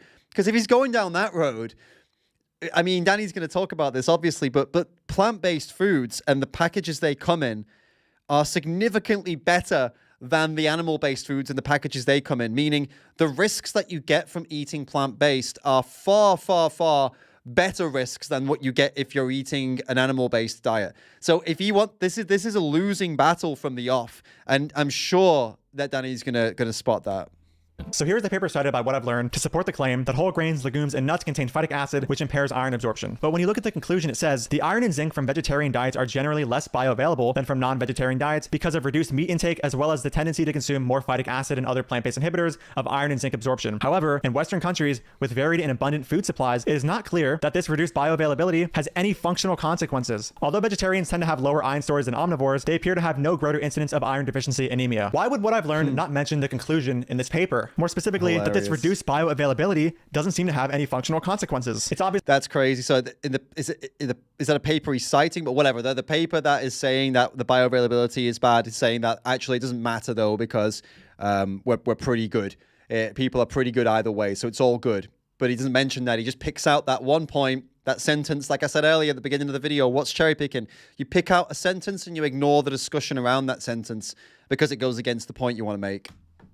Obviously very easy to scare people when it comes to phytic acid and nutrient absorption, but this all becomes much less scary when you talk about the outcomes and how none of these inhibitory mechanisms really matter. It should also be noted that the regular consumption of a high phytate diet reduces the inhibitory effect of phytate on non-heme iron absorption. And we have loads of health outcome data on people consuming foods high in phytic acid. As it turns out, these people enjoy quite positive health outcomes. Spinach is thought to be a great source of iron, but you can only absorb 2% of it because of the oxalate in it. All right, so this is the paper cited by What I've Learned to justify this claim about spinach and oxalates and iron absorption. When reading fully into the paper, I find this. For instance, only 1.4% of the iron from spinach can be taken in by the body. Other vegetables yield slightly more, 1.6% from black beans, 4.4% from lettuce, and 7% from soybeans. There is no citation for any of these claims at all. The claims are just made. Not to mention that What I've Learned said that you can only absorb 2% of the iron in spinach because of the oxalate in it. The source makes zero mention of the word oxalate. So it's not totally clear where What I've Learned got the oxalate part of his claim from. The source he cited right after the claim makes zero mention of it. Here are two studies covering the absorption rates of iron from spinach. The first found an absorption rate of 30% of the iron, and the second found that oxalic acid does not influence non-heme iron absorption in humans in a comparison of kale and spinach meals. Straight from the conclusion, potassium oxalate did not influence iron absorption in humans from a kale meal, and our findings strongly suggest that oxalic acid in fruits and vegetables is of minor relevance in iron nutrition. In other words, we don't really need to care too much about oxalates causing iron absorption issues. Then it's insane, isn't it? There's just no objectivity from this guy. It's a completely biased, completely ideology-driven video. And the crazy thing is like, you could accuse vegans of doing that too. Our videos are ideology-driven at times, I suppose, for those of us that have ethical things in mind. Like, for example, we're going to want to show people that you can be healthy on a plant-based diet, but it's with good intention. It's with we're going to look at as many studies as we can, but I think we need to be honest. If imagine if there were like 50 studies, right, or 49 studies, and they were all independently funded, legit studies, and they all said something bad about a specific part of the plant-based diet, and one of them says good, then you're shit if you put that up, right? Even if you're coming from an ethical perspective, it wouldn't be a good move because it's lying to people, and that's bad. But in this case, in Danny's case, and in most of the cases when we're talking about plant-based diets, it's usually not that. It's usually that most of the studies, like a lot of studies, especially the ones that dig deep, they show that plant-based diet and all these elements, like Danny's shown multiple times. This guy shows one study that says something bad. Danny picks out 3 that say the opposite. This guy shows 1, Danny picks 3. This is how it's been the whole video. So what I'm trying to say is that this guy, he's not only picking studies that suit himself and cherry picking out of the studies, he's ignoring the other data that all goes against him, that there is more of. There are more studies out there that go against him than go with him, and he's just ignoring them. It's insane. It's really insane. It's so dishonest. The same way it would be dishonest for a vegan to do it. Even though we have good intentions, it still would be dishonest. This guy doesn't have good intentions, by the way. Of course not. His intention here is to just own the vegans. Fuck the vegans. That's his intention. I want to do whatever I want. That's all that's going on with this guy. He's probably been in some debates, or I don't know, he feels guilty, and then this is his way of trying to absolve himself. Where the heme iron in animal foods is very easily absorbed, the non-heme iron in plants and supplements is quite poorly absorbed.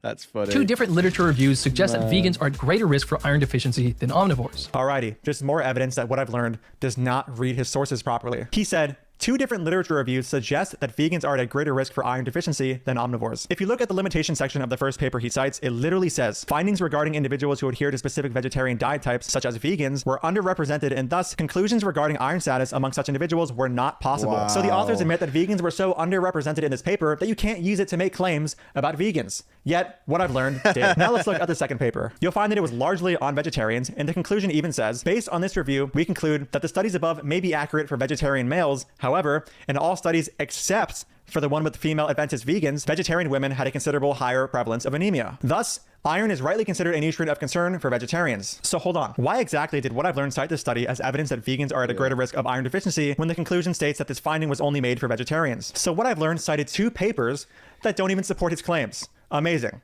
Let's keep going. No. It just keeps getting worse, doesn't it? It's just going further and further down and downhill. How embarrassing for this guy, man. Jesus. By the way, this is Lifting Vegan Logic that we're on. This is his channel. You guys that don't know that, get over there, drop him a subscribe. Get that like button smashed. Leave some comments under his video. Support that, yeah. Support that video. Let's get that video up and out there because it's a tough watch. It is a tough watch. It's 52 minutes long. It's data heavy. It's not as sexy as What I've Learned's video. So it's gonna need a lot more.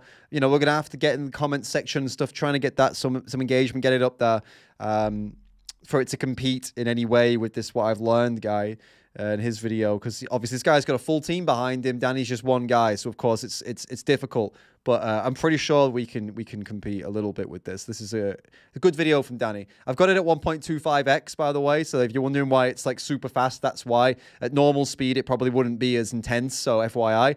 But yeah. So don't let that put you off. Get over there and share it. Before we continue, why should we assume a meat-containing diet was the natural default for humans rather than a plant-based diet? Well, to get a wide variety of nutrients, vegans have to eat a huge variety of modern fruits and vegetables. But the fruits and vegetables... What the fuck was that? That was the most terrifying thing I've ever seen. Oh my god. Why should we assume a meat-containing diet was the natural default for humans rather than a plant-based diet? Well, to get a wide variety of nutrients, vegans have to eat a huge variety of modern fruits and vegetables. Why would you even include that in the video? It's just horrible. Oh my god. But the fruits and vegetables early humans had access to were nothing like modern ones. Before cultivation, they had far less actually edible material, and they were far more fibrous and filled with seeds. Paleoanthropologist Daniel Lieberman has said that the sweetest fruit available would have been no sweeter than a modern-day carrot. And we have stable isotope studies finding we ate pretty much whatever meat we could get our hands on. And our earliest art is cave paintings of hunts. Further, our stomach acid is very suited for digesting meat at a strong pH of 1.5. It's even stronger than carnivores like cats or dogs. All right, so if we're gonna play this game of, oh, foods have been artificially selected for and they're so different from the past, the same thing can be said for animal products. Absolutely. So I'm not really sure what to gather from this or how this even demonstrates that veganism doesn't work or vegan diets don't work. What I've learned also said, our stomach acid is very suited for digesting meat at a pH of 1.5, even stronger than carnivores like dogs or cats. What's weird about this is that rabbits have a pH of 1.6. Oh, Danny, that is a great call. That's Danny's best. That's the best bit of the video. Love that. Love that. So is he trying to say that rabbits also are carnivorous or, you know, more adapted to consuming meat, even more so than dogs and cats? Most people are not aware that animal foods are packed with far more of a huge variety of nutrients, especially ones critical for brain function. Things like iodine, iron, zinc, B vitamins, vitamin D, vitamin A, DHA, and choline would have been near impossible for early humans to get from plant foods.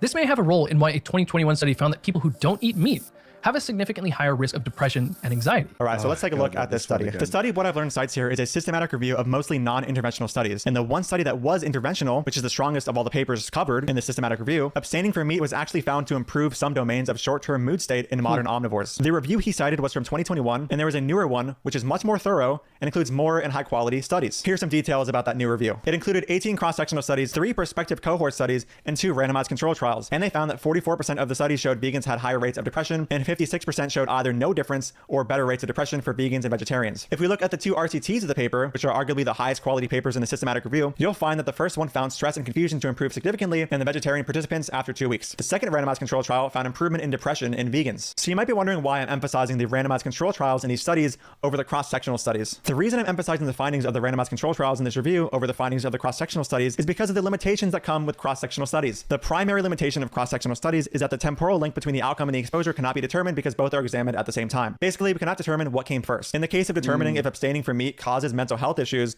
we don't know what came first, the abstaining from meat or the mental health issues. Now, rather than read this whole discussion, I'm just going to put it on the screen because at the moment my throat is currently hurting from talking for an hour and a half. And, you know, obviously vegans are deficient and I don't want to risk losing my voice. So just go ahead and read this. If you have the time, you can pause it right now. Yeah, go on then. I'll read it.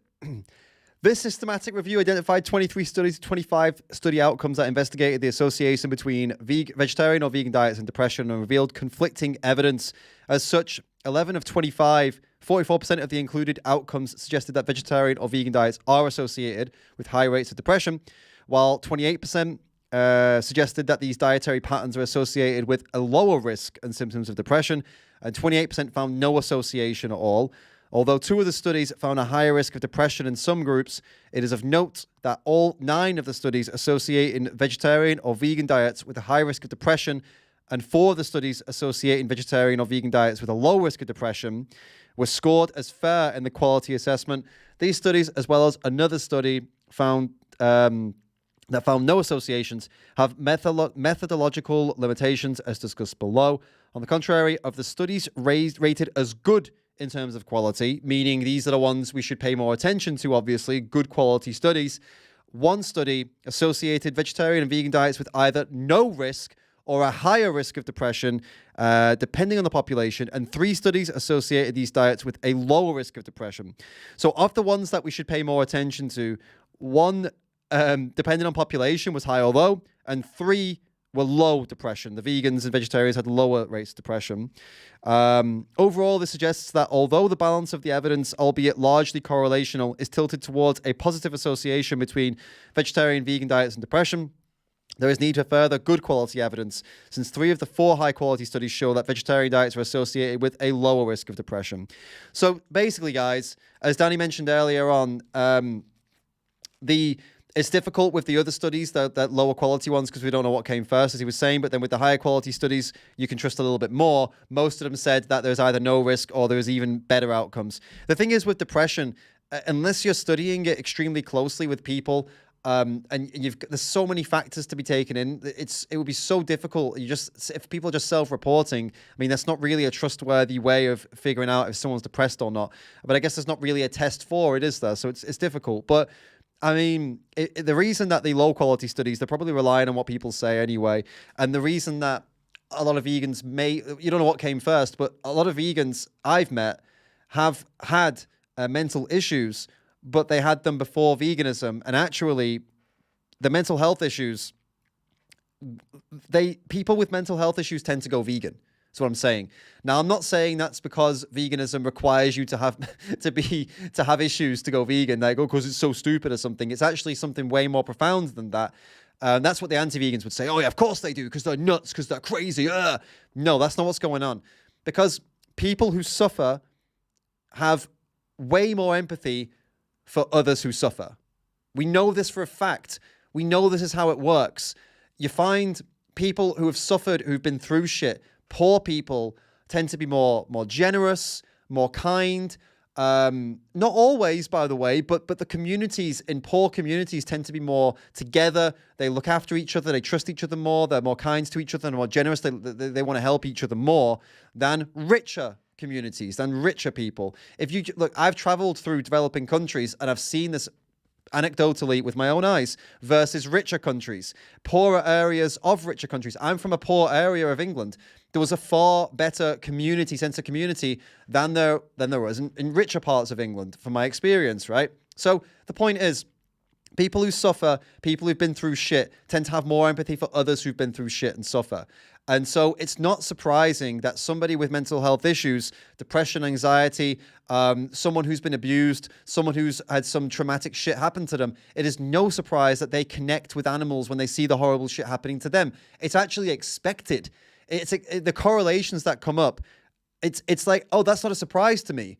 Because, yeah, people that have more empathy go vegan, and people who have been through shit tend to have more empathy. So it's an expected outcome. So that's how I would explain it. But obviously, it's not always the case.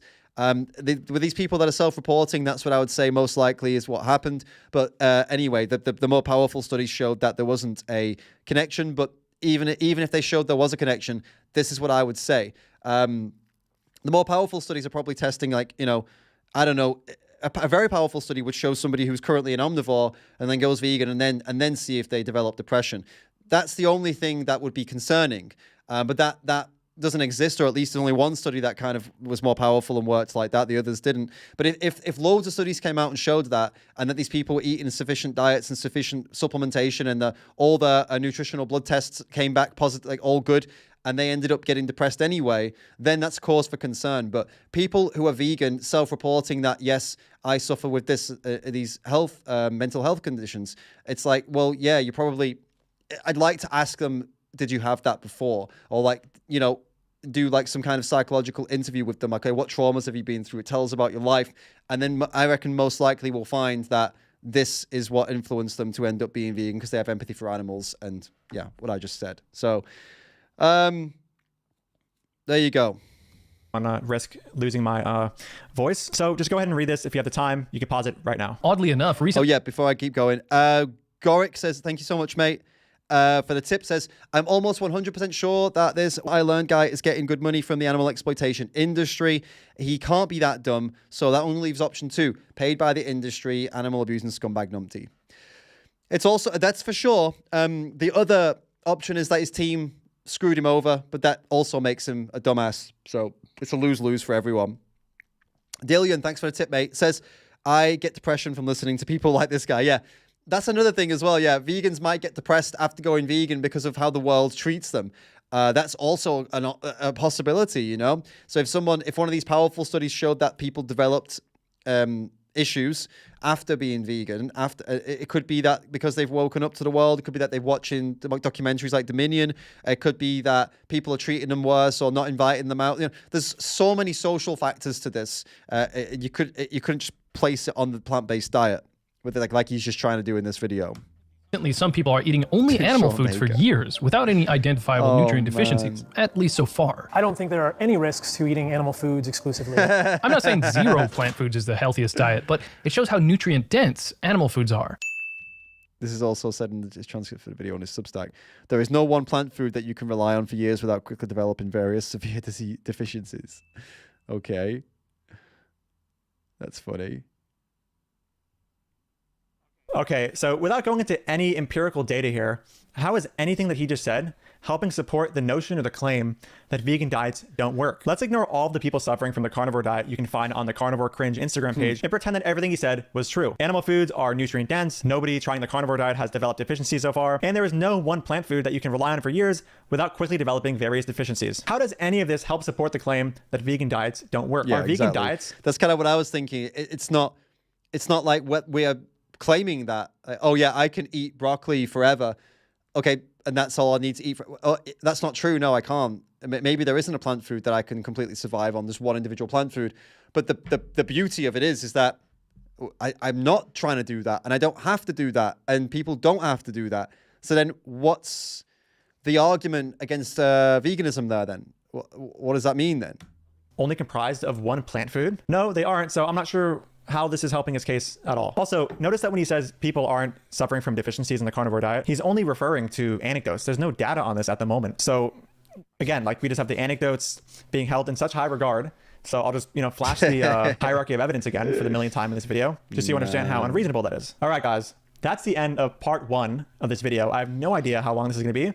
I'm also calling it part 1, but maybe I'll even have to split part 1 into 2 parts. Wow. Who really knows? Stay tuned for part 2. Thank you so much for watching. If you support my work and want to get early access to it, you can click the link in the pinned comment and support me on Patreon. And if you don't know, I do have a book going over most, if not all, of the anti-vegan arguments you're gonna hear online. If you want to get that as well, that'll be linked in the pinned comment. Thank you again for watching, and I'll see you in the next video. Cool. Remember, guys, go and subscribe. Go check him out. Lifting Vegan Logic. Great video. Oh, man. That was... wild, wasn't it, how much nonsense there was there? And there's more to come as well. We're gonna have a part 2 of that. I've read the transcript like basically once, 1.5 times, so I can't even remember the rest of the claims that he makes. But the team that I'm working with is currently getting that together now. Like they're taking every claim that this guy's making and putting it in a list. And then we're going to find the evidence to prove why each of the claims is wrong or irrelevant or whatever.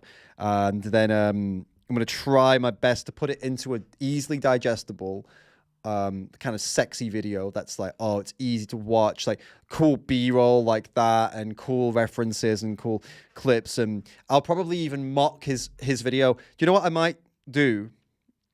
I might actually get his video and just completely copy the style, everything about it, and just really, really, I mean, it's going to be, the thing is, we have to respond to his video, so it's kind of annoying that we're going to have to, include parts of his video in my video, but I need to figure out a way of doing it that doesn't bloat it, so the time goes really, really over.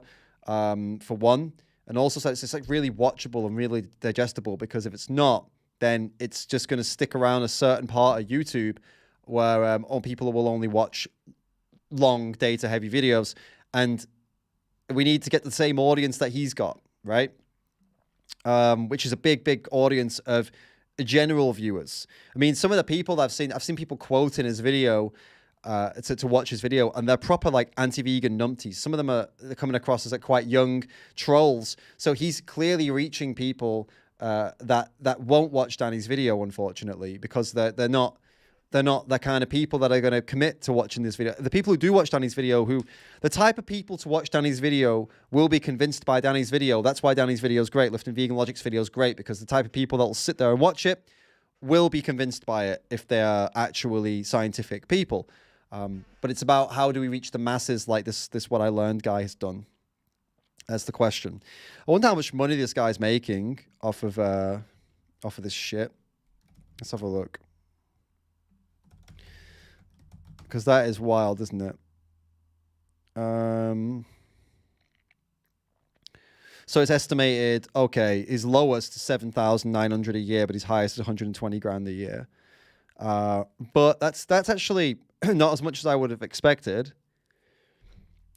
Interestingly, his views are quite low considering the size of his channel. That's reassuring, to be honest. I mean, he's got a couple viral videos, but... And this is not entirely accurate, by the way, because this includes shorts, and shorts don't get monetized the same. So this number is probably even lower if he's making shorts as well. Is he making shorts as well? Yeah, so he's doing shorts, and his shorts are pulling in quite a lot of views too. So this is actually even, he'll be earning even less than that. But then I guess he's getting sponsorships and Patreon. Has he got a Patreon? Has he got a Patreon? Let's have a look.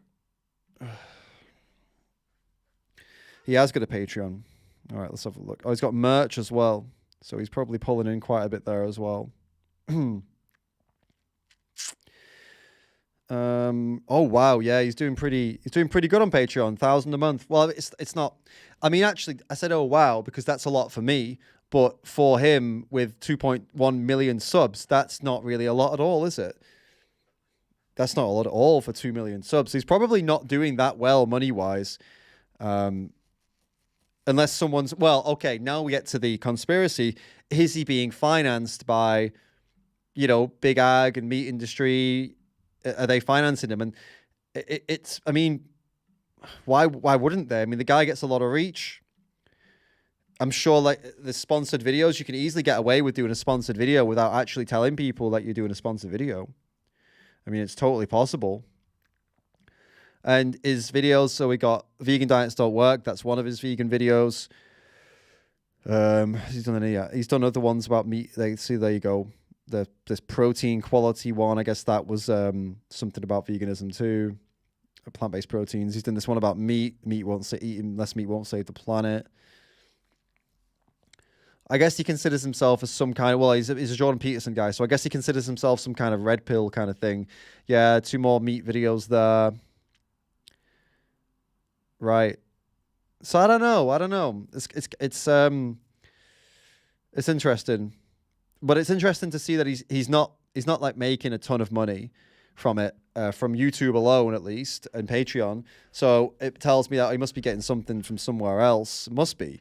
Otherwise, how could he keep going? I mean, the production quality of the videos, the level of time, the amount of time it would take to make these videos, it's quite a lot. So surprising. Surprising that he's not getting more dollar from it, to be honest with you. What's been going on with you guys? I see Hexproof Anarchist is here. What's up? I see a couple more in the Ram fam joined earlier on. I've seen a couple more ethically based sex omnivores here. What's going on? So Michael's popped in. How are you guys all doing? A couple more videos out there as well so there's Mike the Vegan's done a video and Happy Healthy Vegan's done a video. Yeah, I don't know how much more reactions I want to see to that one. but I'll watch them, I think, in my own time. But I don't think we'll react to their videos just quite yet. Oh, look. Ah, bicep veins come in. Yes. It's time. It's time. Oh, it's kind of a bicep vein. I'm going to the gym quite a lot, guys. I need to get these guns going. You know, get that bicep. The lighting's bad, but yeah, look at that bicep vein. Oh, it pops out from here. Just don't mind me, guys. I'm just trying to see if it's gone away now. I scared it away. Oh, nightmare. So yeah, I don't know about the other reaction videos. I don't want to just sit here reacting to all these reaction videos. How reacting to the same response video over and over again. You know what I mean? How long was Mike the Vegans one? It's another 30 minutes. Yeah, I'm not sure if I'm up for that. I don't know. I mean, I'll also be just covering probably a lot of the same as well. We might end up just being a little bit of just kind of repeating ourselves, you know? Did he say happy, healthy, vegan? Oh, he didn't do one, did he? Oh, it's there, yeah. Okay, 19 minutes as well. Yeah, I think I'll check those out on my own time. But I don't know. I mean, if you guys want it, you guys let me know. If you guys want to react to these guys too, we can do it. We can totally do it. I just don't want to bore you guys with kind of repetitive, you know, the same or similar, you know, over and over kind of thing. So just let me know. What do you guys want to do? I'll let you guys decide on that one. But yeah, overall, I'll give a summary of Danny's video for sure. I think Danny's video was solid. I watched it. It was too fast, I think, that for sure. But we got through it pretty quickly. Lots of good data in there. It'll be helpful for when I'm making my video as well. Some good info. I'll probably message Danny myself and chat with him privately about it. See if he wants to input on this different project as well, which I think he'd like to. Yeah, that'll be good. You think we have anything better to do? All right, we'll tell you what we'll do. We'll have a look at Happy Healthy Vegans video because he usually is a little bit less data heavy. Mike the Vegan's pure science and data, so we'll do that. Let's take a look at Happy Healthy Vegans video on this. Hey, this is Ryan of Happy Healthy Vegan, the YouTube channel that's not hosted by a sociopath, narcissist, or grifter. No, I am your host. So apparently, guys, we've had a good run with veganism here because giant YouTuber What I've Learned just made a video debunking veganism, particularly on the health aspects, how we're all deficient and sick and eventually going to quit. In fact, that seems to be what the foundation of his video is, that vegans get sick and quit. Therefore, veganism debunked. But if eating zero animal foods improves health so much, all right, let me just stop right there. This is a huge video of his, like 36-7 minutes. There's no way I can respond to all of it. I got through maybe 1/4 of it, and I'm sure I have plenty of material here for an extremely long video. But let me just pause him right here. He says, like, if vegan diet makes your health improve so much. Like, where did he get that from? Where in the definition of veganism does it say anything about it improving your health? And a lot. Veganism is a stance against animal cruelty and exploitation. And I want to point out, too, this isn't the first time I've made a video response to this guy. Did one about a year plus ago, where he made another nonsensical video trying to debunk veganism for being what's worst for the planet. What's going to improve our planet's health is for more people to eat more meat. Anyway, let's continue on with this health-oriented video of his. Why would a 2016 study find that 84% of vegans eventually quit their diet? The actor was vegan for almost 4 years, but started feeling lethargic in February of... You were a vegan for a while, right? Yeah, a couple of years. When did you stop doing that? No, not too long ago. Wow, someone stopped their vegan diet. Veganism debunked, right? I was vegan for a very long time, and I've had to introduce fish. And as you'll see, he brings up a whole bunch of former vegan influencers and celebrities, like Miley Cyrus here, who claimed that she had to quit being vegan and introducing fish for the omega-3 fatty acids, while completely ignoring the simple and obvious fact that there are very easily obtainable vegan commercial supplements for omega-3 fatty acids that don't involve killing animals. But anyway, let's continue on with this nonsense. Even vegan influencers weren't able to make it work. Me and my family have struggled with health on a vegan diet. I am no longer following a vegan diet. I found it very difficult to maintain a healthy plant-based diet. Wow, it took all but a week maybe for the anti-vegans to jump on cosmic skeptics like, well, I'm no longer vegan video and use well, to be fair, we jumped on it pretty quickly as I think we may have started that trend. That is a reason why veganism failed. And I appreciate what Ryan's done here. It's important, and he's totally right that I didn't get into this enough in the last video. I should have done. This What I've Learned is talking about health and health outcomes and jaws and fucking teeth and all this kind of stuff. But they never get into the ethics. And veganism isn't, as Ryan said, it's a movement about ethics. It's not about health. The only thing that veganism has to do with health is that you can be healthy on a plant-based diet. Now, if you want to disagree with that, then that's what he's doing with his video. But it's not about veganism. It's about a plant-based diet. That would be better to. But that's not as Doesn't sell as well, does it? Oh, veganism's unhealthy. Veganism's not, you know, you can't do veganism, whatever. It sells better than the plant-based diet because it's less words, and people like to hate on the vegans, don't they? They don't hate on plant-based dieters, but the core of veganism is animals and animal rights, and he doesn't mention that once in his video, does he? And he made it really clear in this video, veganism didn't fail him. Anyway, let's continue on. In this video, I'd like to tell you the story behind why I think plant-based is not the best direction to head in. All right, let's humor him. Let's pretend it's the Friday night live streams. Let's hear him make his best case as to why plant-based diet sucks, and we all should just move on and find something else because veganism has been debunked. Well, I recently interviewed Giovanna Mendoza, who essentially made a career based around her vegan lifestyle. And a raw fruitarian lifestyle, which has nothing to do with veganism. Again, let's look at the definition. Where does it say here you have to starve yourself on raw fruit and get super skinny and get gut issues as a vegan? No, that was her decision. But anyway, let's hear him use her as an example why veganism in general is wrong. Vegan, much bigger decision. I remember eating and juicing, but anyway, let's go on. When she had health issues, she tried her best to solve them. Once again, what I've learned is making a complete misrepresentation about her situation. I should know because I made a video about this. I think 2 of them back when this happened to Ravana, and she made it abundantly clear. She went to a vegan gastroenterologist. Good decision, by the way, yet failed to follow the advice of her vegan gastroenterologist. Ravana, being all into raw and purity and all that nonsense that goes with the raw lifestyle, was afraid to take antibiotics that her vegan gastroenterologist prescribed her. Instead, Ravana wanted to find a natural solution that involved eating salmon or whatever. Felt a lot of like a foggy mind. I felt that a lot. I don't feel that anymore. Giovanna's case is just a peek at how complex it can be to replace animal foods in your diet. Replace animal foods in your diet. What a weird, biased way of thinking. And as you'll see here, what I've learned, tries to put himself out here in this video, some kind of health expert, like he has a degree in nutrition or a PhD in biochemistry. He's got a degree in being a fucking moron. That's what he's got. With all the health, so all the claims he made, all the stuff from Danny's video, that's the only thing we know the guy's got a degree in. Or he's a dietitian or even a medical doctor. And he's not a scientist or a health expert, and neither am I. But as you're going to see here, these claims he's making here are based upon just complete a misunderstanding of the scientific consensus. Like, is he saying, like, we're replacing animal nutrition by eating plants or something like that? That's not how it works. In fact, in and of itself, just eating a completely appropriately planned plant-based diet, rather than some kind of weird, extreme, starvation-based restrictive diet, like raw fruitarianism. An appropriate planned plant-based diet is nutritionally adequate for all people. Again, this is not my opinion. Don't listen to me. I'm just a YouTube musician guy here. This is the opinion of health organizations from around the world after having reviewed the scientific literature in this area. Vitamin D is only found in animal food, with some exceptions like mushrooms and some algae.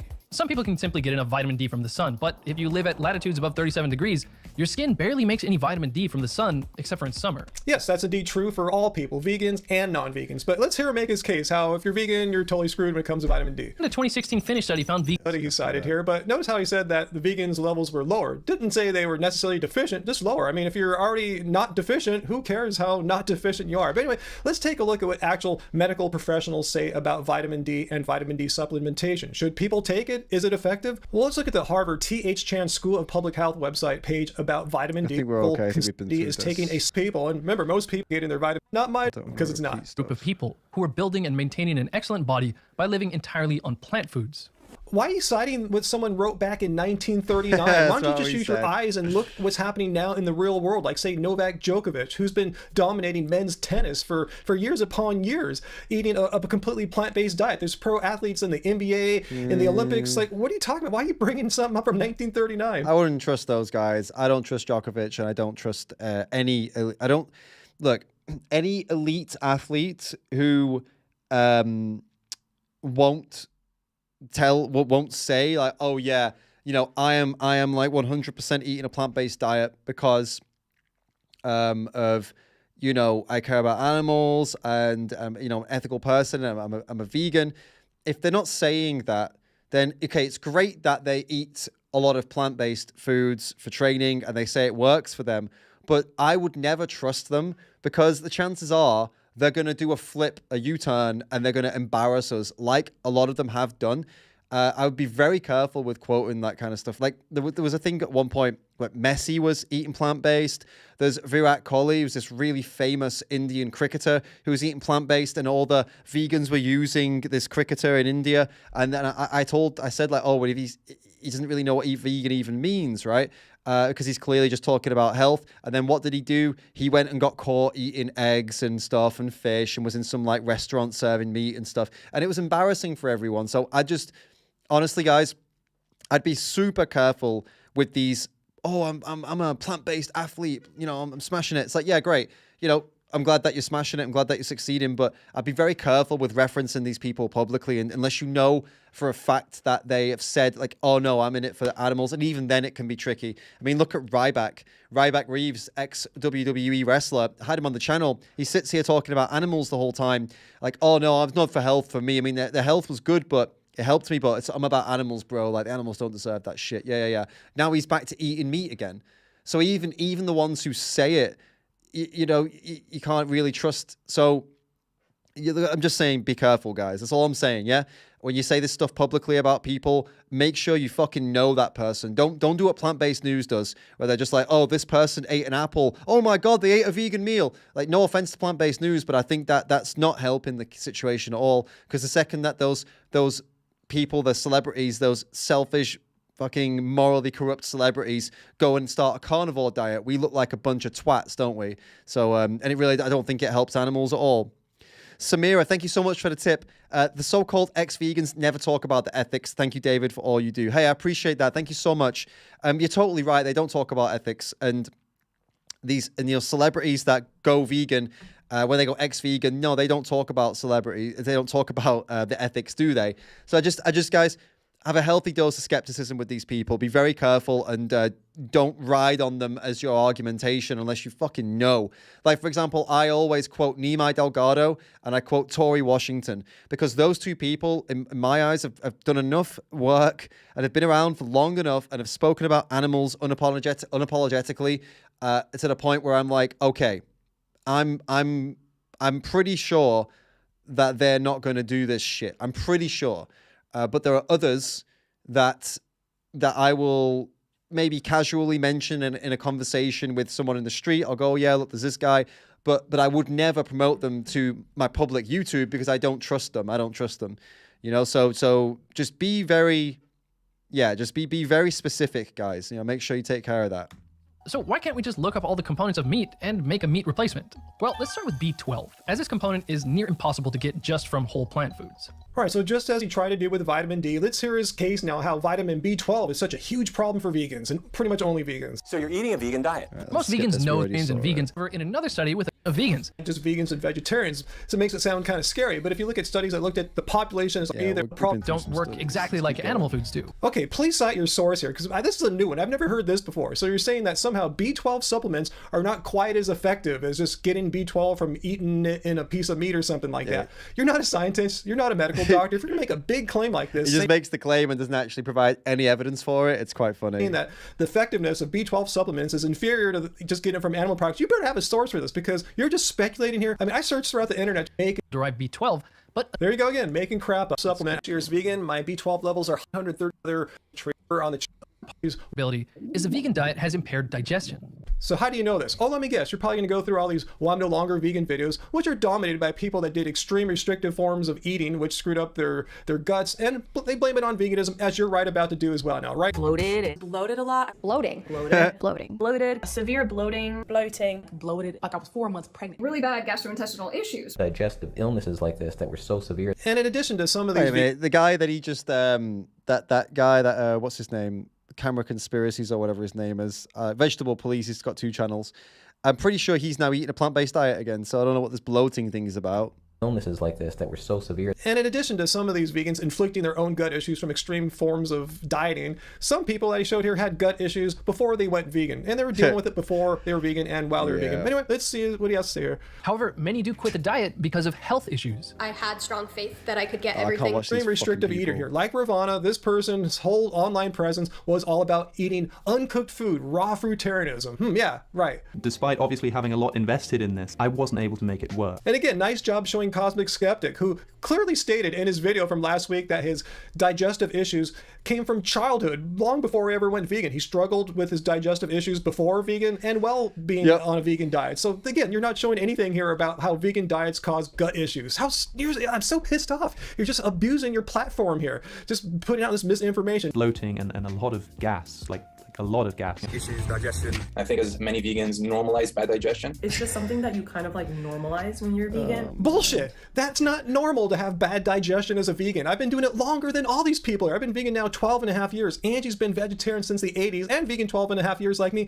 Neither of us have bad digestion. Most people I know are vegan have just fine digestion. What do these people have in common? And I'm glad you showed Tim Sheaf there, another person that was doing a raw fruitarian diet, drank urine, did all these weird things. But no, it was eating plants that caused his digestive issues. It's understood that. It's so funny that he doesn't mention in his video that Tim Sheaf was drinking his own piss. I mean, you'd think, oh, I mean, that's not the kind of guy you want to include in your video to make yourself look smart, is it? You know? Variety of issues with gut impair B12 absorption. Oh, so that's where you're going with this line of reasoning. So you're saying if you go vegan, that leads to gut and digestive issues, and gut and digestive issues lead to impairment as far as B12 absorption goes? All right, let's turn our attention away from this YouTube grifter's uninformed opinions and look at, say, the National Institutes of Health page here on B12 and see what they say about B12 absorption problems. They say some people have trouble absorbing vitamin B12 from food. Doesn't say vegans, it says some people. The body absorbs B12 from food in a two-step process. First, hydrochloric acid in the stomach separates vitamin B12 from the protein that is attached to. Second, the freed vitamin B12 then combines with a protein made by the stomach called intrinsic factor, and the body absorbs them together. So that's the process that leads to proper B12 absorption. And you see there's a few pitfalls along the way, but none of those pitfalls include eating too many plants, which give you gut disorders. There are various compounds in plants people can be sensitive to, like gluten, oxalates, lectins, and phytates, but simply eating too much fiber could be a culprit. You're really bringing up fiber. Now I'm laughing because on one hand you bring up vitamins D and B12 as these nutrients that vegans are deficient in, which we're not, and yet you bring up fiber as something that's dangerous, yet 95% of Americans are deficient in fiber. Odds are what I've learned, you're deficient in fiber, yet you're pointing it out some kind of villain. Yeah, do you even get your fiber, bro? So funny, man. Let's skip ahead because I feel like we're going over a lot of stuff that we've already been over, and that's not Ryan's fault, but I'm impatient, guy. I told you guys, I got a short attention span. All right, so we pulled up two studies here. Well, I wonder if that developed iron deficiency diet. If it really once again higher to see now, George. Let's go from like here. Oh, is it finished? Oh, okay. I'll let him do his closing statement. Let me know if I should make a part two because my bad, guys. I skipped through a lot of that because it was stuff that we'd already covered. But yeah, he pretty much nailed the same stuff that Danny nailed, and just calling out this guy for being a fucking grifter and absolutely full of shit, basically. So appreciate that. So guys, I've been editing and getting ready for this week's Face the Facts Friday. I hope you guys are all ready for that as well. For this month's Face the Facts Friday. There's something quite cool about this one, and I'll give you like a heads up now that I got a sponsorship for it from ExpressVPN. Okay, so I'm letting you guys know now for the ones that are going to be surprised when you see the video. They're like, wait a minute, David gets sponsored now? So yeah, I got a sponsor for it, which is really cool, which really helps the channel because, of course, it helps me fund the work that I'm doing. And if any of you guys have know about that and you guys are looking for a VPN, if you're looking for if you don't know what it means, basically, VPN you can use to like trick the internet, trick your browser, trick the Netflix or whatever into thinking you're in a different country. So say, for example, if you're in a country and you want to see something on Netflix USA, you can use a VPN and choose the USA, and then you can watch the Netflix USA stuff. It's also good for like privacy and security and stuff like that. So if you've ever thought about getting one, definitely consider the using my link and signing it with ExpressVPN because there is a kickback for me. So basically, if you support them, if you need a VPN and you buy that, it supports me in the channel directly. Like I get a kickback from it. So this is how a sponsorship works. I'm just letting you know now for that reason. Actually, do you know what? I can give you the guys the link right now for any of you that are curious about it, if you've been thinking about it. But yeah, I wanted to give you a heads up about it because it might be a bit weird for you guys to see that, I'm doing like a sponsorship. So I wanted to make sure you knew it was happening. You know what I mean? I imagine it just like popped up and then you guys are like, oh, what the hell is this? So let me show you. So basically, where the fuck is it gone? Give me a second. I wasn't planning to talk about this, but hey, here we are. All right, here you go. Here you're at. So this link that I'm posting here, if you sign up through that link, then they give me a kickback. Okay, so basically, if you need a VPN, you sign up with that link. They'll pay me because I've advertised it and you signed up because of me. So that's how it works. So it's really cool for me, really helpful for the channel. If you sign up for a year contract, they give you 3 months for free. So if it's something you think you're going to use a lot, for your privacy, to block people from seeing who you are and stuff like that, it blocks your IP address. It doesn't allow advertisers to find you. And also you can use it for using country specific stuff like Netflix.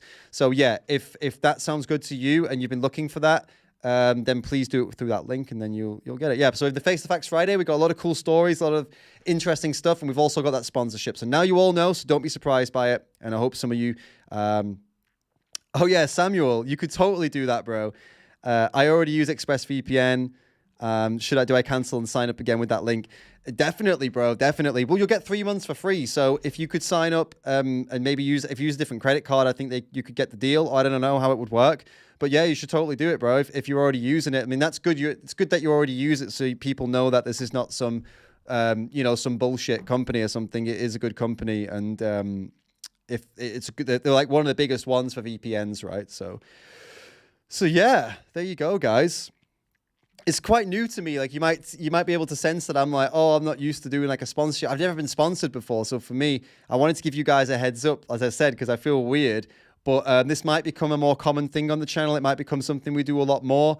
And it helps me because, of course, guys, the stuff we do is far from free, right?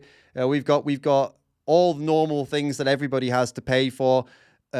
From things like bills and food and stuff like that, all the way to equipment, travel for the work that we do. So there's a hell of a lot of things boxes that need ticking. And thanks to you guys for supporting the streams with your tips. You make that possible. The guys that are in the team, the YouTube memberships team, the guys that are in the Patreon team, you guys are absolutely making this all possible. And now we have sponsorships as well to help really keep us going. If you're not already in the YouTube memberships team, that's what the green logos are, guys. The green names, the green logos, that's what it is. So you can join up. It actually starts at only $1, which is, I think that's like really good value for money. Almost too good value for money. I should change that. But yeah, for now, it's $1 if you want to join at that level. I'd appreciate more, but if you can do $1, that's awesome. And then you become part of the YouTube memberships team. But the best thing about the Patreon team is that you actually get to talk with me directly in DMs. So that's a better service if you want to actually engage with me.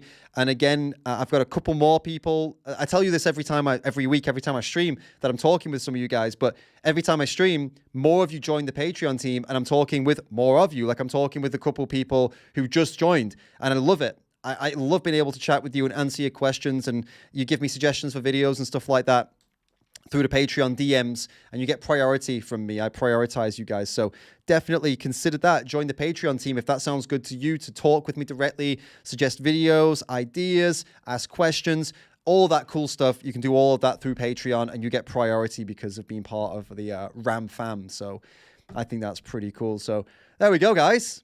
Cool stream. I enjoyed it. Excited for the Face the Facts Friday. It's going to be a good one. It's next week, isn't it? It's this week coming. It's all up and good to go. I hope you guys enjoy it. Thank you again to Danny lifting vegan logic. Go and subscribe to him and like his latest video. That was a solid video. Very exciting. My video on this topic, from what I've learned, I don't know when it's coming. Just keep an eye out for it. It's going to be, it'll be what it'll be. I don't know. It might take weeks. I don't know. We'll see how we go, but we're going to do it properly. We're going to spend the time on it. We're going to get something special put out there. Okay, guys? Keep calling out that BS, guys. I'll catch you all in the next one.